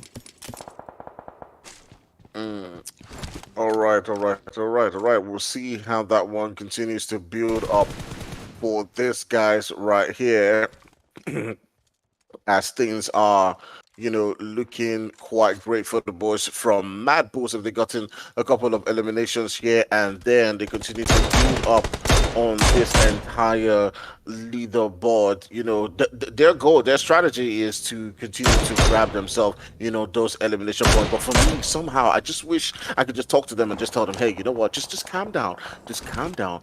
Get yourself into position right now. You may just be able to grab that chicken dinner, win the game, and get yourself all the way into that top spot. Yeah, man, this monster truck really drives through everything. But anyway, yeah, truly, I think this idea of MADBULLS really need to grab themselves more placement points up on board. We've seen them actually go crazy.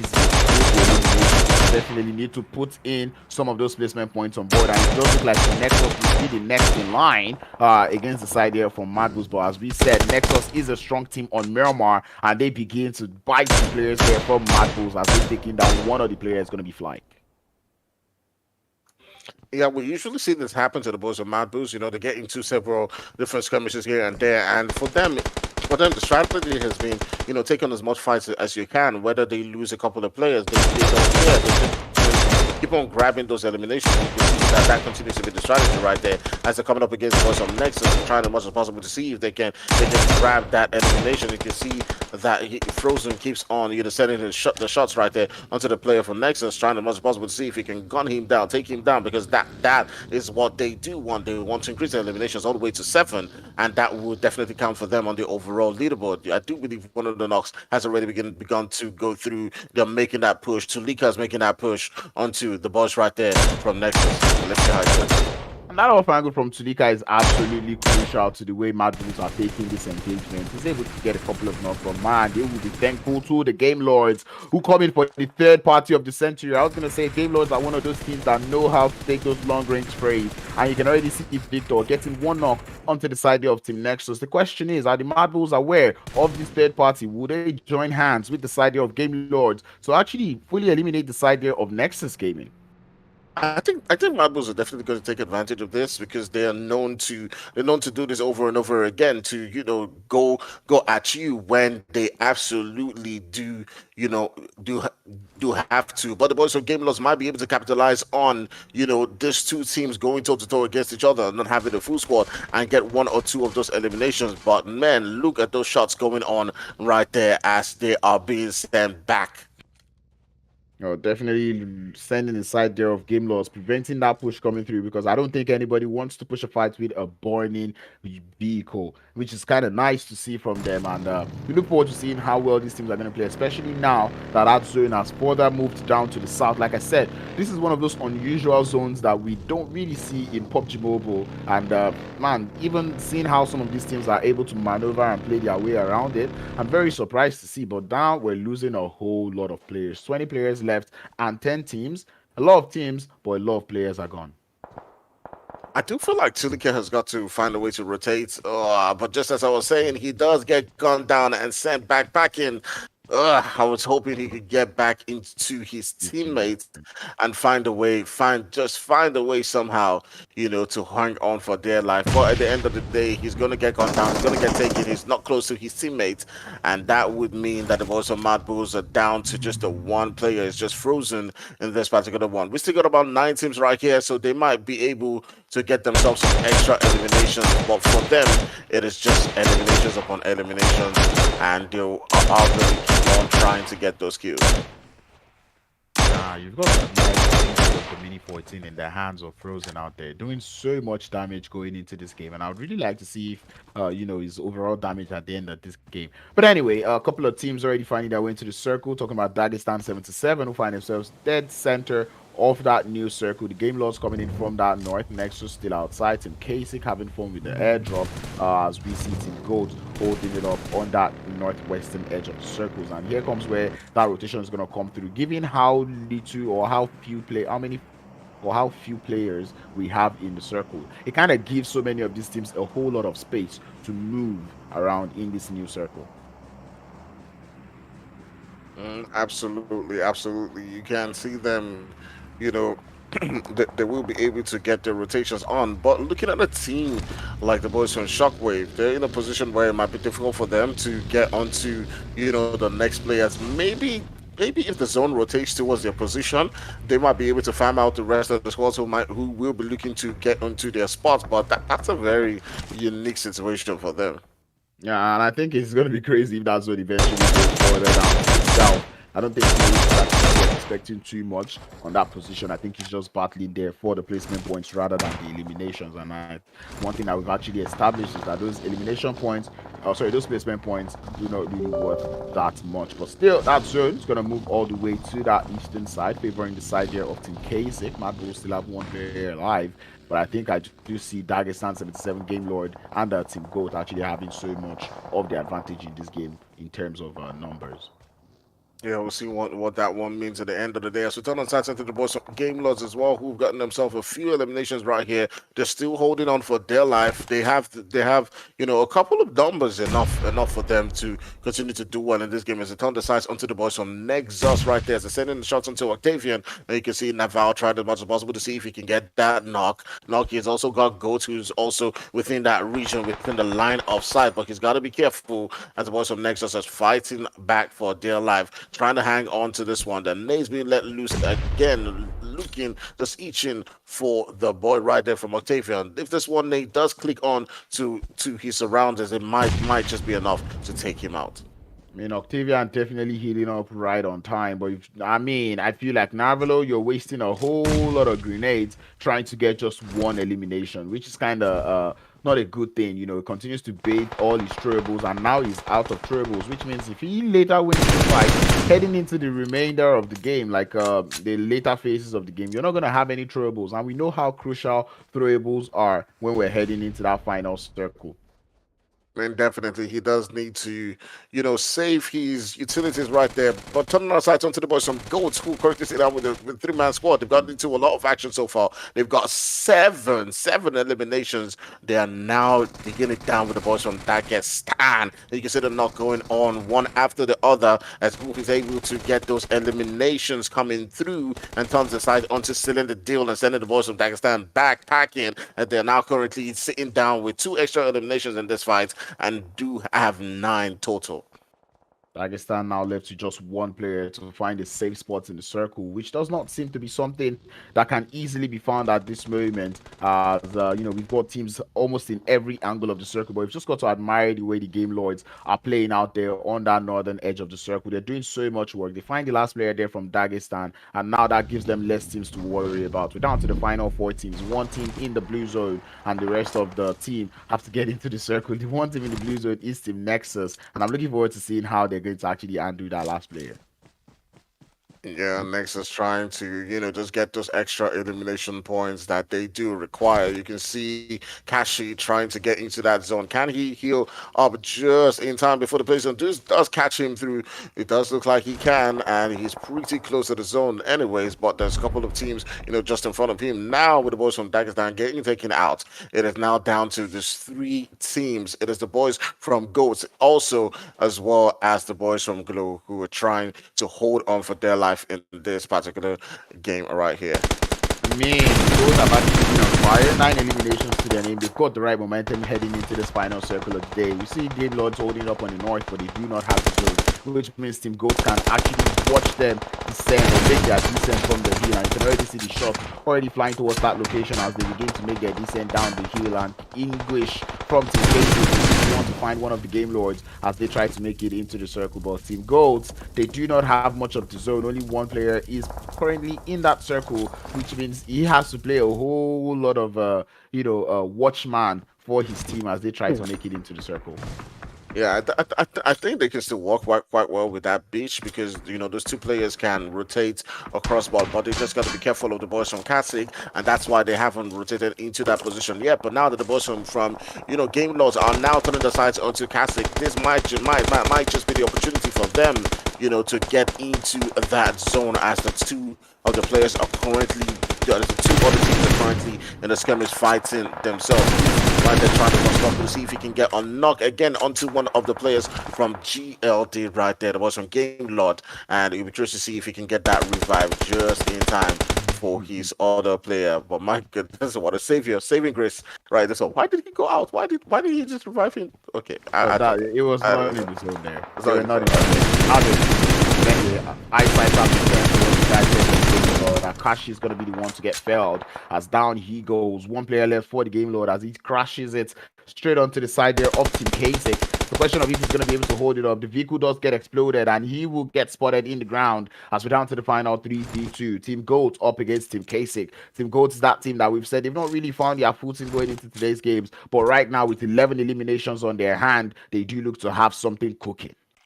Man, definitely have cooked it out in this game, trying to get the eliminations as well as the placement points, as they do find themselves in that top 2. So obviously they've guaranteed themselves a whole lot of points in this particular game. But what they're vying for is those extra elimination points, as well as getting that 10 points from the winner chicken dinner. They are favorites to take this one through, as they're currently sitting down with 3 players to their name. Pmpl and his boys are just itching for that line of sight, but they gotta be careful because the one knock will change things down into a 2-2 position, and you can see that's exactly what happens to Piper, being a little bit reckless in that one, as he does go out in the open, and without the cover coming from his teammate, it does allow the boys right there from KASIK to take him down.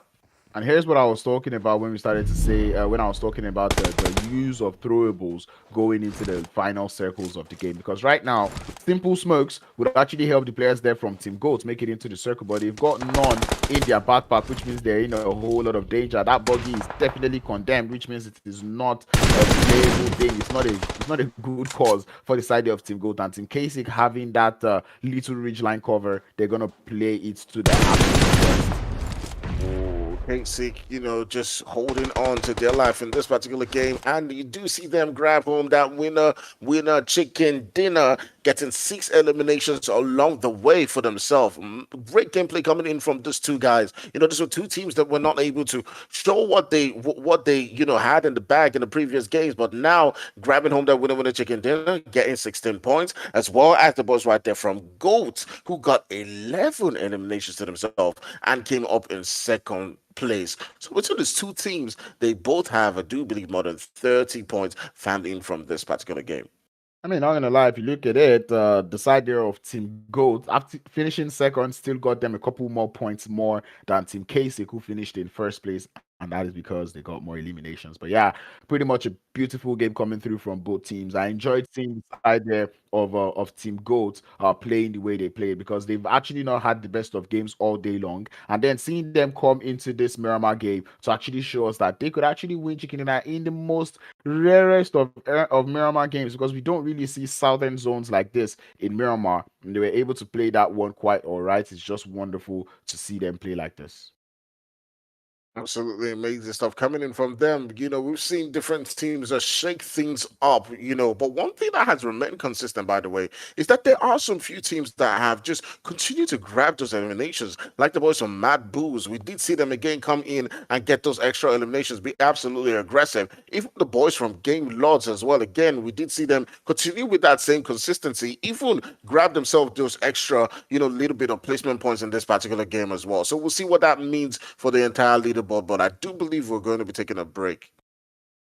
Yeah, definitely. We'll be seeing how well these teams would be able to do going into the final game of the day. Of course, we're not going to be seeing the MADBULLS. We're not going to be seeing Nexus. We're going to be seeing Team Game Lord, and we will not be seeing Sly Europe going into this final game of the day. But still, these teams have made their mark, and I'm talking about the Game Lords. I'm talking about MADBULLS. They've also made their mark out here in this in the 4 games that we've played so far today, and I'm looking forward to seeing how the rest of these teams would be playing going into this final game of the day. That is Team KASIK getting that winner chicken dinner, as we just saw in that Miramar game. Of course, they would have appreciated that final elimination, but GOAT team decided to deny them of that elimination, which is something that we do see a lot coming through from all of these teams. All right, so we'll take a quick break right now. We'll be right back for some more action and then the final game of the night. To all those who say get a real job or make some real friends.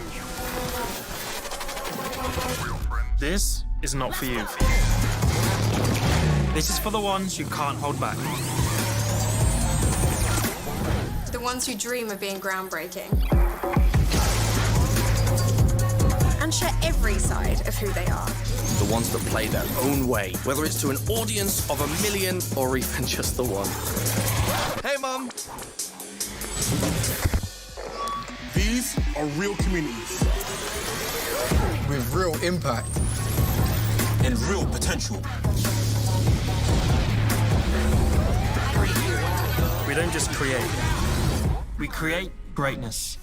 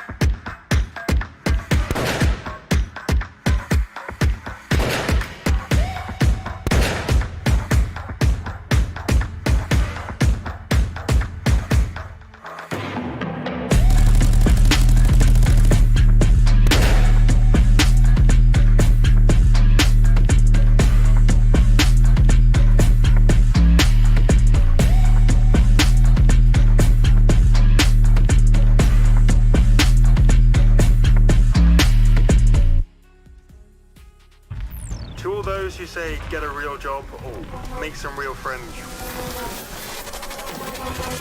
This is not for you. This is for the ones who can't hold back. The ones who dream of being groundbreaking. And share every side of who they are. The ones that play their own way, whether it's to an audience of 1 million or even just the one. Hey, Mum. These are real communities with real impact. And real potential. We don't just create, we create greatness.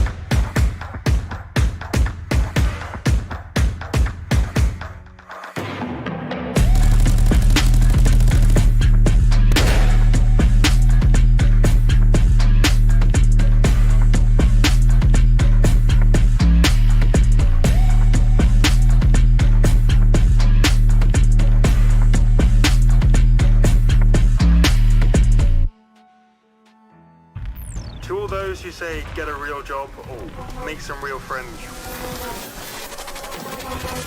This is not for you. This is for the ones who can't hold back. The ones who dream of being groundbreaking. And share every side of who they are.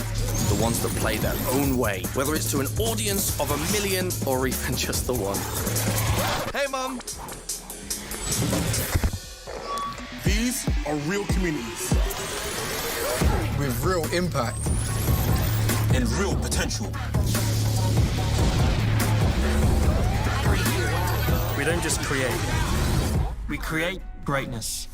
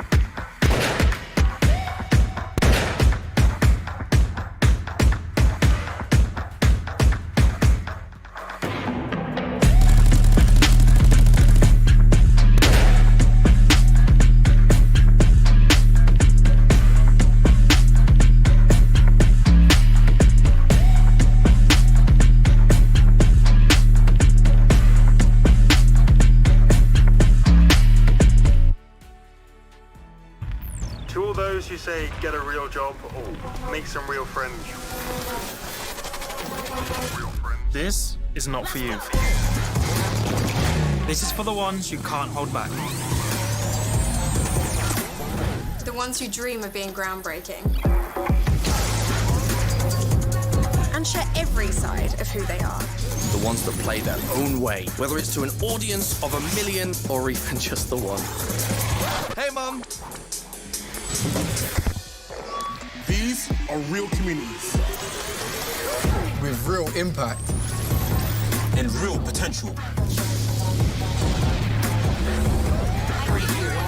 We don't just create, we create greatness.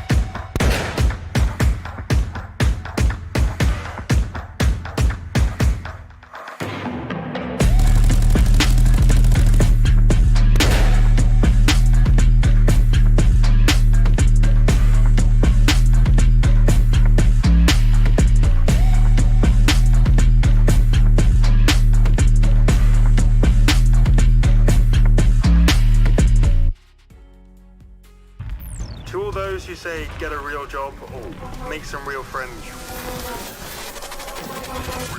This is not for you. This is for the ones who can't hold back. The ones who dream of being groundbreaking. And share every side of who they are.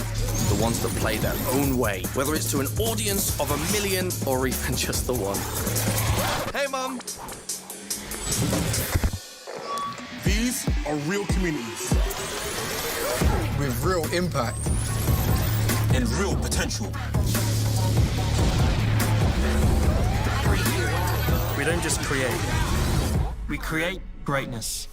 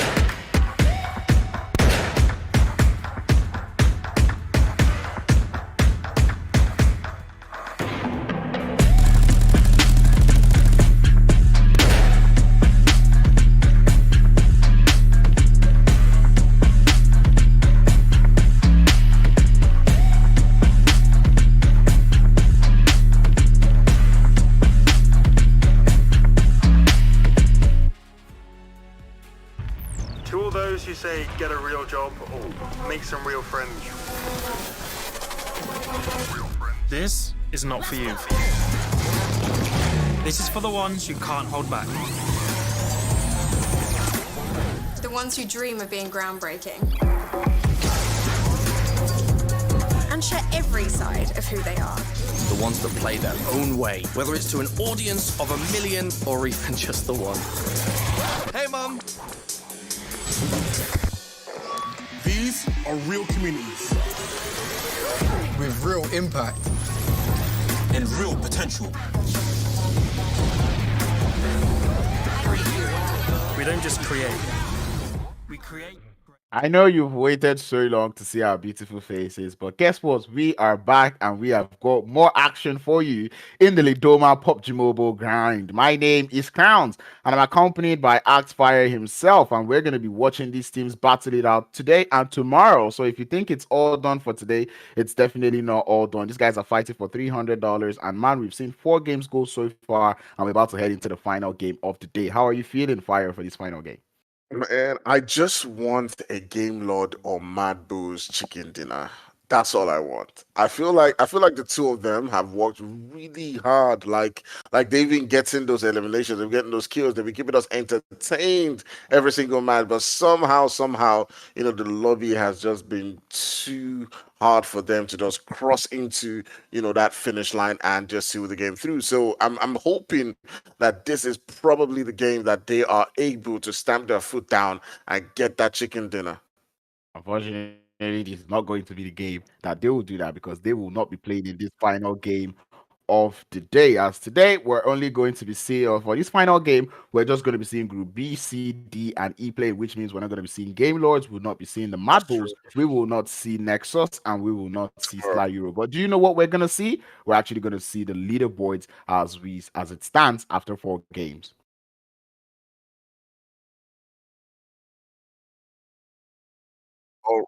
All right, so the Game Lords, regardless of the fact that they haven't gotten that winner chicken dinner, are currently sitting down with the highest amount of points. They're sitting down with 43 points in this particular one. And look at the amount of placement points that they have. They only have 13 placement points, but with the kill points so far, that has boosted them all the way towards that top. And excuse me, also, just coming in behind. So it does look like the teams that are getting those extra placement points are the ones who are sitting down all the way on top, and seeing that the boys from Dark Projects are currently sitting down with 2 chicken dinners right there. They've got themselves only 36 points. Coming on behind them is also the boys from MADBULLS with 33, and some massive amount of eliminations so far. So, Crowns, the elimination boys are the ones, leading the pack so far. Yeah, and it is looking like, given however this third game goes, we might just be seeing a change up in that leaderboard. And I'm looking at Game Lord being in first position. They've only got about 2 points actually, separating them from second place. And excuse me, is going to be playing this game because they're the team that is coming back into the lobby. I'm talking about ARR Esports, Gaming, Gladiators, that project, and excuse me, those will be the 4 teams that are coming back into the game. And we all know how capable this team are. I mean, that project already clinched 2 chicken dinner out of 3 games that they've played, and they're about to play their 4th game of the day, and I don't think there's anything stopping them from getting a 3rd winner chicken dinner of the day. But we've got to talk about Team KASIK, that winner chicken dinner that they got them up the leaderboard, taking them all the way from, I think was like 10th, 11th place. Now they're sitting comfortably, or maybe not so comfortably, in 7th position on that leaderboard. Yeah, we'll wait and see what that means after the final game, but we'll soon be pushing in to the next game of the night, and what is going to be an absolutely outstanding one. The teams are just gearing up, right there to battle it out for who is going to be grabbing on, those points. But Crowns, you've said you can't cost these teams. They'll perform as well as they can, regardless of whatever you predict. So, by all, Yeah, who I'm you not gonna gonna get? lie. I actually did say it in the beginning. I would be surprised if the Mad Bulls are not in the top 5, and it's interesting to see that, well, they indeed are in that top 5 position on the leaderboard. I mean, that is very dependent on how the rest of this team play in this final game of the day, because as we know, the Mad Bulls are not playing, which means there's any of these teams could easily just jump up on them on the leaderboard. I think there's only 10 points separating them between the team that follows them just right behind. But ladies and gentlemen, welcome to the final game of the day, not of the tournament, because the tournament continues tomorrow, as we do have that playing part taking us all the way from that northern side of the map, taking us straight down to the south. And in case you do not know the south I'm talking about the waters of the military base. Man, it is quite a map to just cutting across through the end, quite a line that's cutting through the entire map, as you can see right there, given the chances of a lot of teams to find their spot right there. So we'll see how that one continues to build. It does look like two teams are actually moving towards Kameshki. How many times do you actually see that one happening, crowds? But anyways, we're seeing all of the guys just find a home their spot, and we'll be seeing some, few early skirmishes here and there, and we'll keep a sight onto what happens in all those several regions. But that's quite funny to see. Like how many times do you see two teams land in a position like Kameshki? Maybe not too often. It's actually surprising to see this happening. I don't know whose drop spot that is because I don't remember Avalanche landing there in the first game, and that playing path was very northern. So Team Doom did not play the first Erangel game of the day, which will explain why. Okay, I think it's probably Team Doom who's just over there, but still, it does look like we'll be having that hot drop out there. The zone might pop off soon, but I believe it's a northern zone that we'll be seeing. I mean, this zone really likes all of these players, but I kind of like the fact that we're probably getting a northern zone right now, because that northern zone kind of challenges these teams to play in one of those very tricky zone situations. Yeah, definitely, as you can see right there. But look at this one happening. The camping position, just waiting for Nomi to pull up into that building. He was just, grinding and trying as much as possible to see if he can get himself some loot right there. And all of a sudden, he just gets taken out. Surprisingly, I'm sure you probably would have shouted out like, "What?" He's gonna be so pissed. Like, he's gonna be so angry. Like, what? I'm angry on his behalf. If he's not angry, I'm angry. Because man's just walked into the AKM, and it's bad enough that the player now decided to even punch him back into the lobby. I'm not even thirsty now. What a way to play. I'm pretty sure the major Pride boys are definitely angry, but there's only so much they can do, given that they did go for a very long split landing. So I guess that's going to be a GG well played for Nomi in that engagement. And it's going to be sad because Nomi, he always got eliminated first all day long. So now going out in such an annoying manner definitely doesn't even make anything, or doesn't make things better for him. Yeah, absolutely. Now we're seeing the boys from KONINA Power also getting into a little skirmish here and there. They've got two eliminations for themselves, and just grinding out those points. And we'll continue to see them, put in the performances in this particular game that is required to continue to push themselves up on that leaderboard. They do need to perform a lot better than they have been in the previous games. But what do you think is currently holding the boys from KONINA Power back? I mean, we're talking about several different teams, but we've not seen a lot from them. Yeah, KONINA Power definitely a team that has not really shown us what they're made of. Currently seated in 17th position with only 5 points, 1 point coming from elimination. Definitely not the KONINA Power that I know. But at the end of the day, I feel like it's a new squad, so I'm not too surprised because that thing, when you have a new squad, you definitely have to start working on like the synergy, trying to understand the style of play that kind of fits everybody. So yeah, KONINA Power, I would like to see what they can do, at least with this squad going on. I do know Obaldui is one of those very OP players, so I'm looking forward to seeing how well he will play going into tomorrow's games, because man, like I said, we've only played 5 games today, which means there is 4 more games at least for this team to play tomorrow, which means like you can't count them out just yet, because if they get a pop-off game, they could easily just find themselves in that top 10, top 5, if not even top 8 situation. All right, we'll see if maybe this particular game might be the game to turn things around for them. We'll also see the most of, just around this particular region, just lurking around and waiting to see if they can get a knock or two. You can see my light, just turning his sights onto the boys right there for KONINA Power and seeing if he can get a knock, but it doesn't look like he's going to be able to, as they do leave his line of sight right there. We'll see how this one continues to build up if they do make that push onto them and begin a skirmish. Yeah, I don't know if the side there from Excuse Me would really want to take early engagement, but guess who wants to? It's going to be Team Doom and Avalanche. This fight has been brewing to happen all day long. The push from behind coming through from Kraken will get down one of the players there from Avalanche, the other player down on HP, and I think Kraken is well aware of that one as they continue up on the push. In the blink of an eye, we lose the Avalanche. It seemed like an avalanche, and they did get sent back into the lobby by Team Doom. 4 eliminations to their name, and Doom looking to get started on a good foot. Oh, Team Doom, one of those teams that we've spoken about quite early on, not being able to perform as well as expected within the lobby, coming in right there and taking out one of the teams who have gotten themselves a winner with a chicken dinner in this particular day. So Avalanche, having another game that's not quite to their favor and going out, so that we're ending today's games with, just the performances that they've had so far in this one. But Team Doom doing quite well. They've got themselves 4 eliminations. They can build on top of this and see if they can, grab, themselves some extra placement points. Oh, definitely. I hope they can. We've seen them start like this in the other games that they've played today, where they got 4 eliminations right off the bat, but eventually did go out before they were able to get any placement point. Hence why they're sitting in 19th position with no placement points to their name. So I really hope Team Doom would be able to focus more on trying to get some of those eliminations and placement points at the same time in order to push themselves up on the top of the leaderboard. Avalanche, on the other hand, after the first Erangel game, doesn't look like they've had the best of days going into the rest of the game, as it's just been hot drops upon hot drops.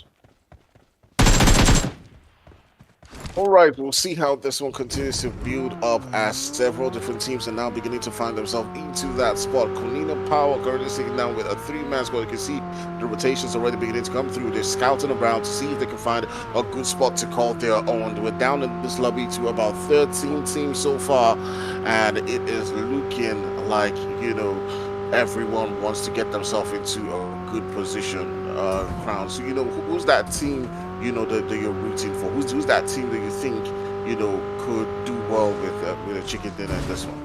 Not gonna lie, I feel like every one of this team have got what it takes to get a chicken dinner, especially given how well they've already started this game. Right? We're looking at teams like KONINA Power, who we spoke about, that they need to get started in the game. Seeing how well they're already playing right now, it's interesting to see how well they're playing. So I feel like pretty much all the teams here have like a chance. Like I said, these teams are just teams that I don't like. They're really OP and they've really got what it takes. So I'm keeping my eye out on them, see exactly how well they're going to play in this game.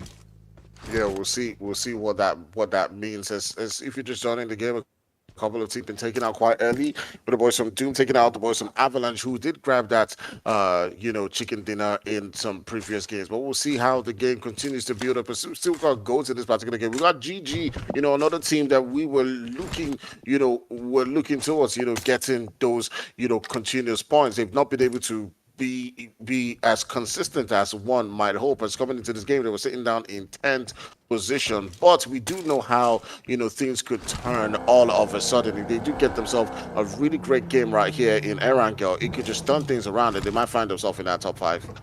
I'm looking forward to seeing how much of a game the side there of Dark Project is going to have, right? Not gonna lie, because Dark Project showing a whole lot of awareness going into the games today, right? First game, they did have like a hot drop with the side there of Game Lords in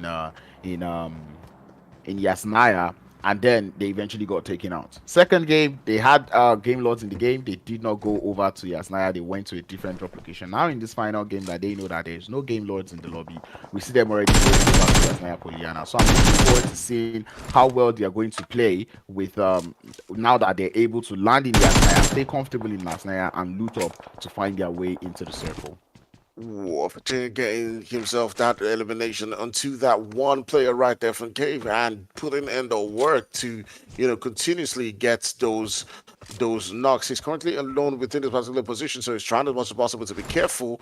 But my goodness, what a game coming in for the Wilson KONINA Power as they're able to get that extra beat of elimination. There's creepy around that region, so he's got to be careful. That's why he's smoked around this region, but he's reinforcing right now and trying to make sure that they're well looted up for the next fights to come. Spoke about this going into that Miramar game, that we see teams just landing out in the outskirts, trying to pick up or stop those teams from making some of those moves into the circle, and that is exactly what KONINA Power have done here, picking up scrappy points all across the game, able to get 4 eliminations to their name. But we're going to put that one on pause as we do see Team KASIK looking to get started with the side there of Dagestan 77 on that early engagement. KASIK already losing 3 as they're down to just one more player, which is the striker, moving in the buggy, trying to see if he wants to go for that fight or if he does not want to go for that fight. All right, so KASIK not holding back on this one. Remember, they got themselves to win with a chicken dinner. They're actually blistering with, the confidence right there. And Striker turning the sides onto the boys right there. But at the end of the day, they will get sent, taken back into the lobby as the boys from Dagestan send them back packing. And we've seen this quite again. The team, getting the chicken dinner is like the chicken dinner is sort of like some cost. Because just when you've won your previous game, you get taken out quite early, and then next, it's only the boys, from dark projects that have been able to still perform in other games. But we'll see how if they can come tomorrow and dispel that myth with good performances.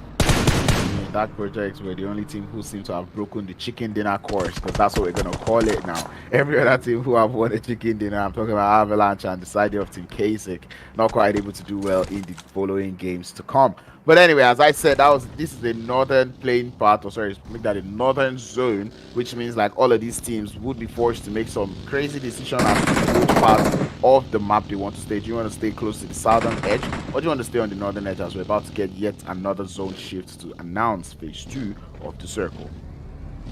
And what an amazing gameplay coming in from all of these guys as they're continuing to put in the work right there to perform quite well within this game. Speaking about GG, one of those teams, that we do hope to see them, perform quite well. They've played at the highest top level, within the PUBG Mobile esports. And, what do you have to say about them? Why do you think they're not popping up? Do you think they're just feeling the lobby so far that they're going to come back tomorrow and just be absolutely outstanding? Do you think, with the roster change, it's sort of affecting them so far?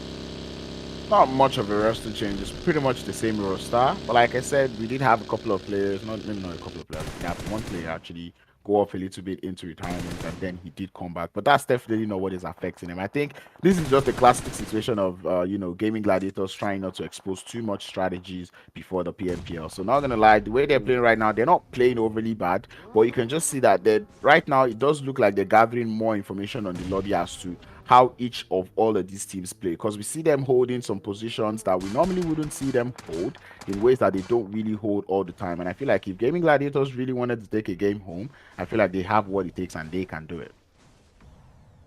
All right, so the boys of gaming gladiators definitely holding back some strats right there. Might be able to come back and prove exactly what they're capable of. We'll see what that one means on as we build on in this particular game.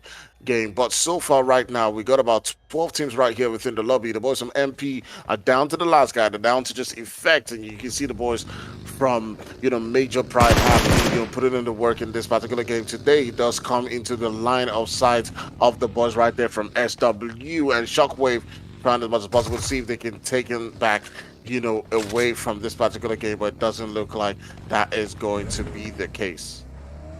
I mean, Major Pride not quite having the best of games going into this final game of the day. They've been all across the map. That's definitely what I'm going to say. They did start off with a split landing, which kind of led them to losing one player straight off the bat.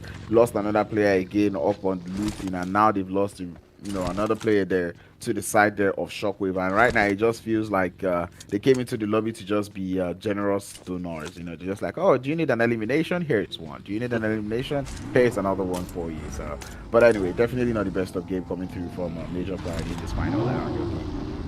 Yeah, we'll see what that one means for them at the end of the day as we continue to progress into that zone. They're shifting all the way towards that northern region. You can see a couple of it is still within that water right there. The boys from GG, who we did speak about early on, are holding what is pretty much a central spot within that particular zone. They've got the boys from SW within their line of sight, as well as the boy right there, MP Effect, who's eaching quite close to them. He might be finding himself in a little bit of trouble while he's trying as much as possible to rotate into a good spot. There are a couple of teams who are currently outside the zone who are fighting things out. The boys from Goats who are all the way still around the crates right there. It does look like, they might be getting into a little bit of skirmish, but I won't want to be fighting outside the zone by this time, Crowns. I mean, in zone 2, you can take the damage, but it just definitely puts you at a disadvantage. Talking about advantages and disadvantages, we do see the side there of gaming gladiators playing out there on that northern edge. Whenever I see play zones or whenever I see circles that have this much percentage of water in it, I kind of always say you want to be as close to the shoreline as possible, because you really cannot go wrong with those shorelines. So yeah, seeing the side there of gaming gladiators out there in the shorelines, kind of good to see, and this just goes to show that I'm just saying, like, we see gaming gladiators, they hold the spots that that are good spots, and it's almost like they're just trying to see, what team is actually going to come here to try to hold these spots. Let us know all of this information before we head, into the next day of game. So I feel like it's a lot of, information gathering coming through from that squad today. All right. So the boys pretty much doing some scouting and information gathering on the first day while still getting themselves a couple of points, home right there. But we'll continue to turn us onto the game. So far we do see single right there from Vitus Pro, another team that we did talk about before the game started, that we might be seeing some great performances from them, not being able to put on quite a performance in this game. You can see even in this one they've come in with a 3-man squad coming up against the boys from Shockwave, who are not too far away from them. It's not looking like their best day. Do you maybe see things changing for them tomorrow? Hopefully, I really hope they decide to change things up, change up the strategy at which they're going to play tomorrow. Because Virtus Pro, this is not the Virtus Pro that I know. Purple, one of those guys that I know on that squad, very very OP, and I'm looking forward to seeing what they've got in store tomorrow. Maybe they're going to be pulling rabbits out of hats, pulling hats out of rabbits tomorrow. You can see it right there. Another trouble coming in for the boys from KONINA Power, as they do get into a skirmish right there with the boys from VP, and it is mutual shot destruction on both ends. As you can see, the boys from VP are sent down to a 2-man squad, as well as KONINA Power, who are trying as much as possible to see if they can hold on in this one. You can see fully, trying as much as possible to stay out of the line of sight. Shockwave also reverse the shots are also coming into the mix in this particular fight. It's third party after third party, and it is another knock right there going down onto the boys right there from VP. Virtus Pro definitely not having a good game, as they will eventually get eliminated, and that's what happens when the Gladiators have got a good position in the circle, already annihilating a couple of squads, already find themselves up to 3 eliminations going into this game, and a good position to say the least. We do get that zone shifting to the south, cutting away all of the water, making all of these teams have to move, and we're going to be seeing a whole lot of skirmishes going into that into this next circle.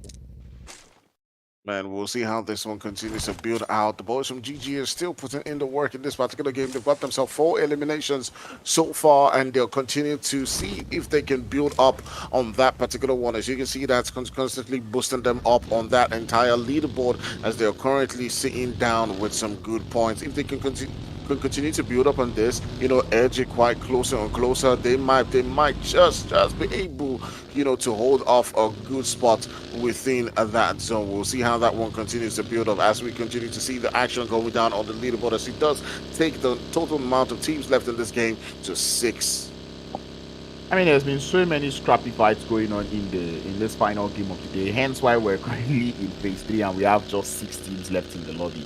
And this thing tends to happen when people play, or when teams play the final game of the day. We kind of see a little bit of carelessness coming through from some of the teams, hence why we see, like, a couple of these teams out there, already gone, a couple of teams out there fighting in the blue zone, and now we're down to just 19 players. This is just phase 3. This is the 4th circle of the game, so it's kind of underwhelming to see, but at the same time, that's pretty much things that happen. But that zone already pushing to the south, as I said earlier. It's going to be putting the players there from ARR Esports out there straight up in the center. Good to see Shockwave still alive on that on that western edge. Same thing can be said about Team Doom up there on that northeastern edge of the circle, as we see Gaming Gladiators find their way into the circle from that north. What a time for all of these guys, since they're trying to hold off, a good position. The boys right there for Excuse Me are also trying to rotate into, a good spot within that zone, and it's tough for a lot of these guys, definitely. Also, Excuse Me, have got themselves some extra, eliminations within this particular game that may leave them in the top of the leaderboard at the end of the day if things do continue this way. So we'll see what that means for them as they continue to find themselves, a great spot within that zone. But they've got to be really careful. These boys from Doom are also lurking around this particular region. GG is looking for a spot. They're looking, to find out. They're scouting around right now, as I do believe Kiku is looking for, where several different teams are probably located, to see how they can begin and take on those fights. Well, it does look like the team are looking for have a little bit of fun. They want the fight, and they send the fight towards the side of Gaming Gladiator. Tixi will be the first man to get knocked from the side of Gaming Gladiators as the rest of the Gladiators look to form up on the fight. We do have Kitsune still down on the hill, but Meku looking for that angle. He's being countered by the rest of Team Doom, and I enjoy the way Team Doom are playing this. They're countering every move that the guys there from Team Gaming Gladiator are trying to do. But anyway, it does look like they will fall for the bait. Goldie will fall as Kitsune still has that angle that he is holding, and the Gaming Gladiator is looking to cause a confusion factor between the guys there from Team Doom. Man, the next knock definitely is going to mean everything in this one. As you can see, the boys from GG do get another player sent down into the ground, and they continue on with the onslaught. They're trying as much as possible to see if they can take out the boys from Doom in this one. Another player from Doom gets to rock the ground. I do believe now it's a situation where it's a 2v3 against the boys from GG, and with the withdrawal back into those buildings, you can see the boys from Doom are trying as much as possible to play smart, but they're outside the zone. They've got to be really, careful how they make their rotations. What looked to be like a good fight for the side there of Team Doom now playing off badly for them as they lose one more player in Kraken. Gaming Gladiators played calmly as you like. They lost Tixi, their main fragger, on that squad, but they did not let that shake them at all. And I love the play coming through from Meku and Kitsune, which was kind of interesting to see. It became very very sad because, I thought Team Doom were actually keeping up with the play, but it does look like they were not really keeping up with the play. They did fall for that confusion factor being caused by Gaming Gladiators, which eventually led to, their downfall. Man, at some point in time, I thought they were going to win that one. But now we turn our sights to the boys from ARR and the boys from SHOCKWAVE, who are sending on the shots into their position. ARR have only two players who are currently up. It's Aces and Becca, who are trying as much as possible to hold their own in this one. As you can see, another confirmation does come from the boys from SHOCKWAVE. It does look like they're in sort of what is a two-way fight, because on one end, it looks like they're fighting the boys right there from On the other end, they're taking on shots from, SHOCKWAVE. Yeah, exactly. But anyway, that zone has now pushed to the south. Just in case you're wondering, why are these teams heading into Yasnaya? It does look like we might be getting a city finish in the final game of the day. But as ARR are making it straight into Yasnaya, the same thing can be said about SHOCKWAVE. And I could say the same about the side here of Excuse Me, as they begin to find their way into that next circle, looking for the favorable positions to play. But it becomes very tricky. It's such a big zone, and there's only 12 players alive. Yeah, absolutely tricky. We'll see, how things, continue to, build up. With 5 teams in this one, you think there are a lot of players, but like you mentioned, it's just 12 players who are currently still alive in this one, with the boys right there from SW holding a 3-man squad, as well as the boys from GG and, Excuse Me. There's only 3 teams with those numbers. The rest of them have 1 player each and 2 players for ARR. You can see the boys from SHOCKWAVE now turning sights onto Excuse Me, trying as much as possible to see if they can get that knock, but Timing is not able to connect the shots, but he's making that push. He's looking for that extra, elimination, and he does get finally 1 knock onto the players right there for the boys for Excuse Me and Crowns. Things are not looking quite great for Excuse Me because right now it doesn't look like the boys from SHOCKWAVE can't get this one. A definite challenge for the side of Team SHOCKWAVE, and they stood up, rose to the challenge, and they conquered it as they were able to take out Excuse Me, who was sitting on the top of the leaderboard, by the way, able to send them packing and back into the lobby. But man, they did lose 1 player in Snowix, which is not going to really affect them too badly because they still have 3 players up. But anyway, that zone continues to move towards the city, forcing these players into that city that they do not want to go. And I know not only casters don't like city finishes, but the players also do not really enjoy those city finishes. As we can see, Gaming Gladiators just trying so hard not to commit into that city just yet of Yasnaya. It does look like they're just going to be chilling on the outskirts. Yeah, we'll see what that one actually does mean for them in that position in Yasnaya, because city finishes do actually sometimes tend to, just stretch things out a little bit. But we'll see what that means, for these teams, if it's going to be the same, or they will find a way to make their push and finish up the game quite quickly. All right, so we do have the boys from SHOCKWAVE, who are currently sitting down with 12 eliminations so far. They've not had quite a day in this one. It does look like we've just been seeing teams, who probably have not performed, just step it up at the right time, Crowns. Yeah, hopefully they can step up at the right time. Right now, I feel like a couple of these teams, some teams are having fun, some teams are just confused. and there's only 4 teams left. And I can imagine just what is going through the mind of all of these players heading into this final game of the day. Because I mean, there's already 4 teams left, 9 players. The zone is so big. There's a whole load of buildings that are still available to play in the circle. And these teams are not used to this type of gameplay. And it gets scary, at least for some of the teams, because you're like, I do not know if there is a solo camping in a building somewhere. I do not know if there's 2 people just waiting for me to enter one building and they're just gonna spray me down. Because look, there's so many buildings, and it's not even singular buildings. The buildings that have multiple floors that are still available in the circle. Yeah, it's definitely a risk for all of these guys as they are making their rotations and trying as much as possible to find a spot to call their own. But that's exactly, the risk you do tend to take when you move into buildings. As you can see, the boys from Shockwave have now found themselves into what is a pretty much central position with several different teams around them, several different players around them in this one. But it doesn't look like they're holding back, as it does seem like they're waiting and itching for that one knock, or waiting and itching to take out 1 or 2 players. But it was from GG as well, making the move around them. They can continue to lurk and turn their sights onto them. You can see they have their sights onto MQQ, who might be moving into that region. They're taking some shots into him, but they're not able, to take him down. The boys right there from GG, we spoke about them quite early on in this particular one, have now begin to push themselves in this particular game. Kitsune is going to down, but he will be getting the revive. And it looks like this may just be the time for the boys from Gladiators. I mean, it's like I said, this is a very weird part. Like, Seiko is knocked and there's no chance that he's gonna get revived. This idea of gaming Gladiators almost even confused as to who to push, because they're getting shot from behind, but they're shooting at players who are just right in front of them. But I like the fact that they've decided to prioritize this knock that they've gotten in this video. And you can already see them going for that chase. One player up the stairs is gonna be the man there from Shockwave, trying to see if he can hold his end. But Mekpi is gonna take a lot of damage. The burn is gonna reduce the HP on one of the players there from the Shockwave. Mekpi not quite able to hold on his end, as he would eventually fall to the side there of Shockwave with a grenade from his own teammates to send him packing into the lobby. Definitely going south for the side there for Gaming Gladiators.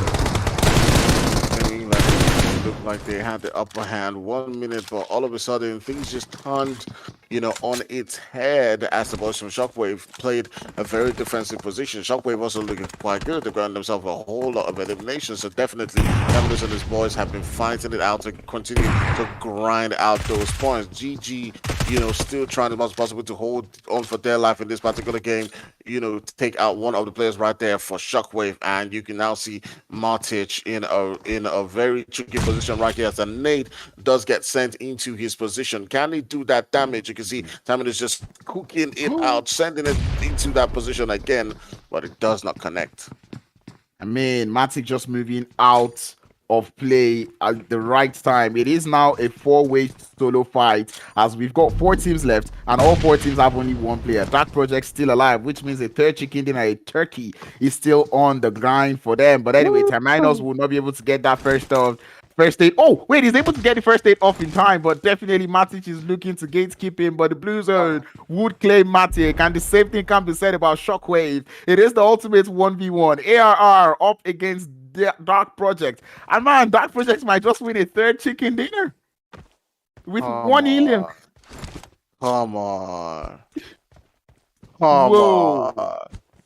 Absolutely crazy stuff right here with the boys right there from ARR, looking and lurking around to see if they can take out, that player right there from Dark Projects. But man, my goodness, what a game right there. Somehow it was just mutually assured destruction from all of those guys, just fighting it out and just taking out themselves. Shockwave and Gladiators probably had this game in the bag, but somehow they just went at each other's jugular. And what that would mean at the end of the day is now left in a 1v1 situation between 2 teams who haven't really been in the action so far.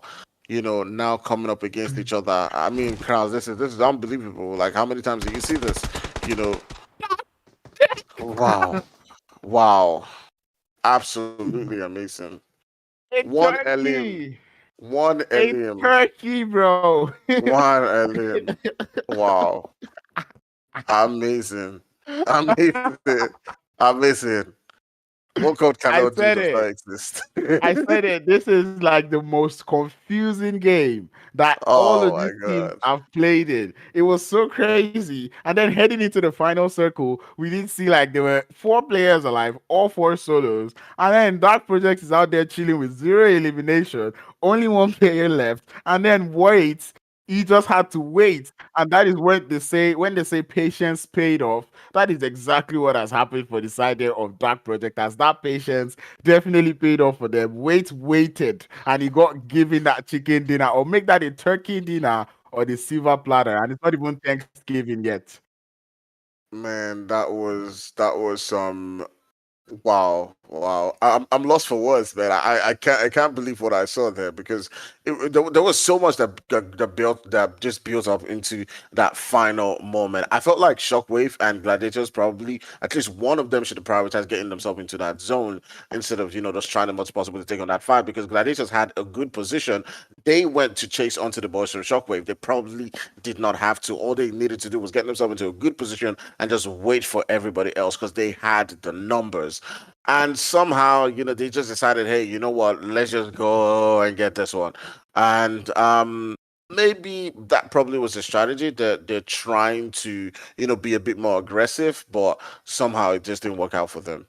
Nah, I think it was just due to the confusion that headed, and that's why we don't like City finishes. Because I said before they went for that push up onto Shockwave, they were taking shots at Shockwaves, but they were taking shots from ARR Esports. So it was a situation of who do we want to push? Do we want to push who just knocked us, or do we want to push who we just knocked? And man, having 2 knocks already up to the side there of Shockwave definitely makes Shockwave the beautiful option to push, but eventually Shockwave showed how great they are on the defense as they were able to hold that defense quite all right, making Gaming Gladiators regret that decision. But man, I'm still not going to count out the fact that Dark Projects were able to come into today, played 4 games, and got 4 winner chicken. Sorry, and got 3 winner chicken dinners to close off the day. But ladies and gentlemen, it's been awesome. It's been wonderful with you all in the chat. I enjoyed the activity, and I'm pretty sure Fire enjoyed more of that activity coming through from you guys in the chat. But the fun does not end. The tournament does not end here, as there is more action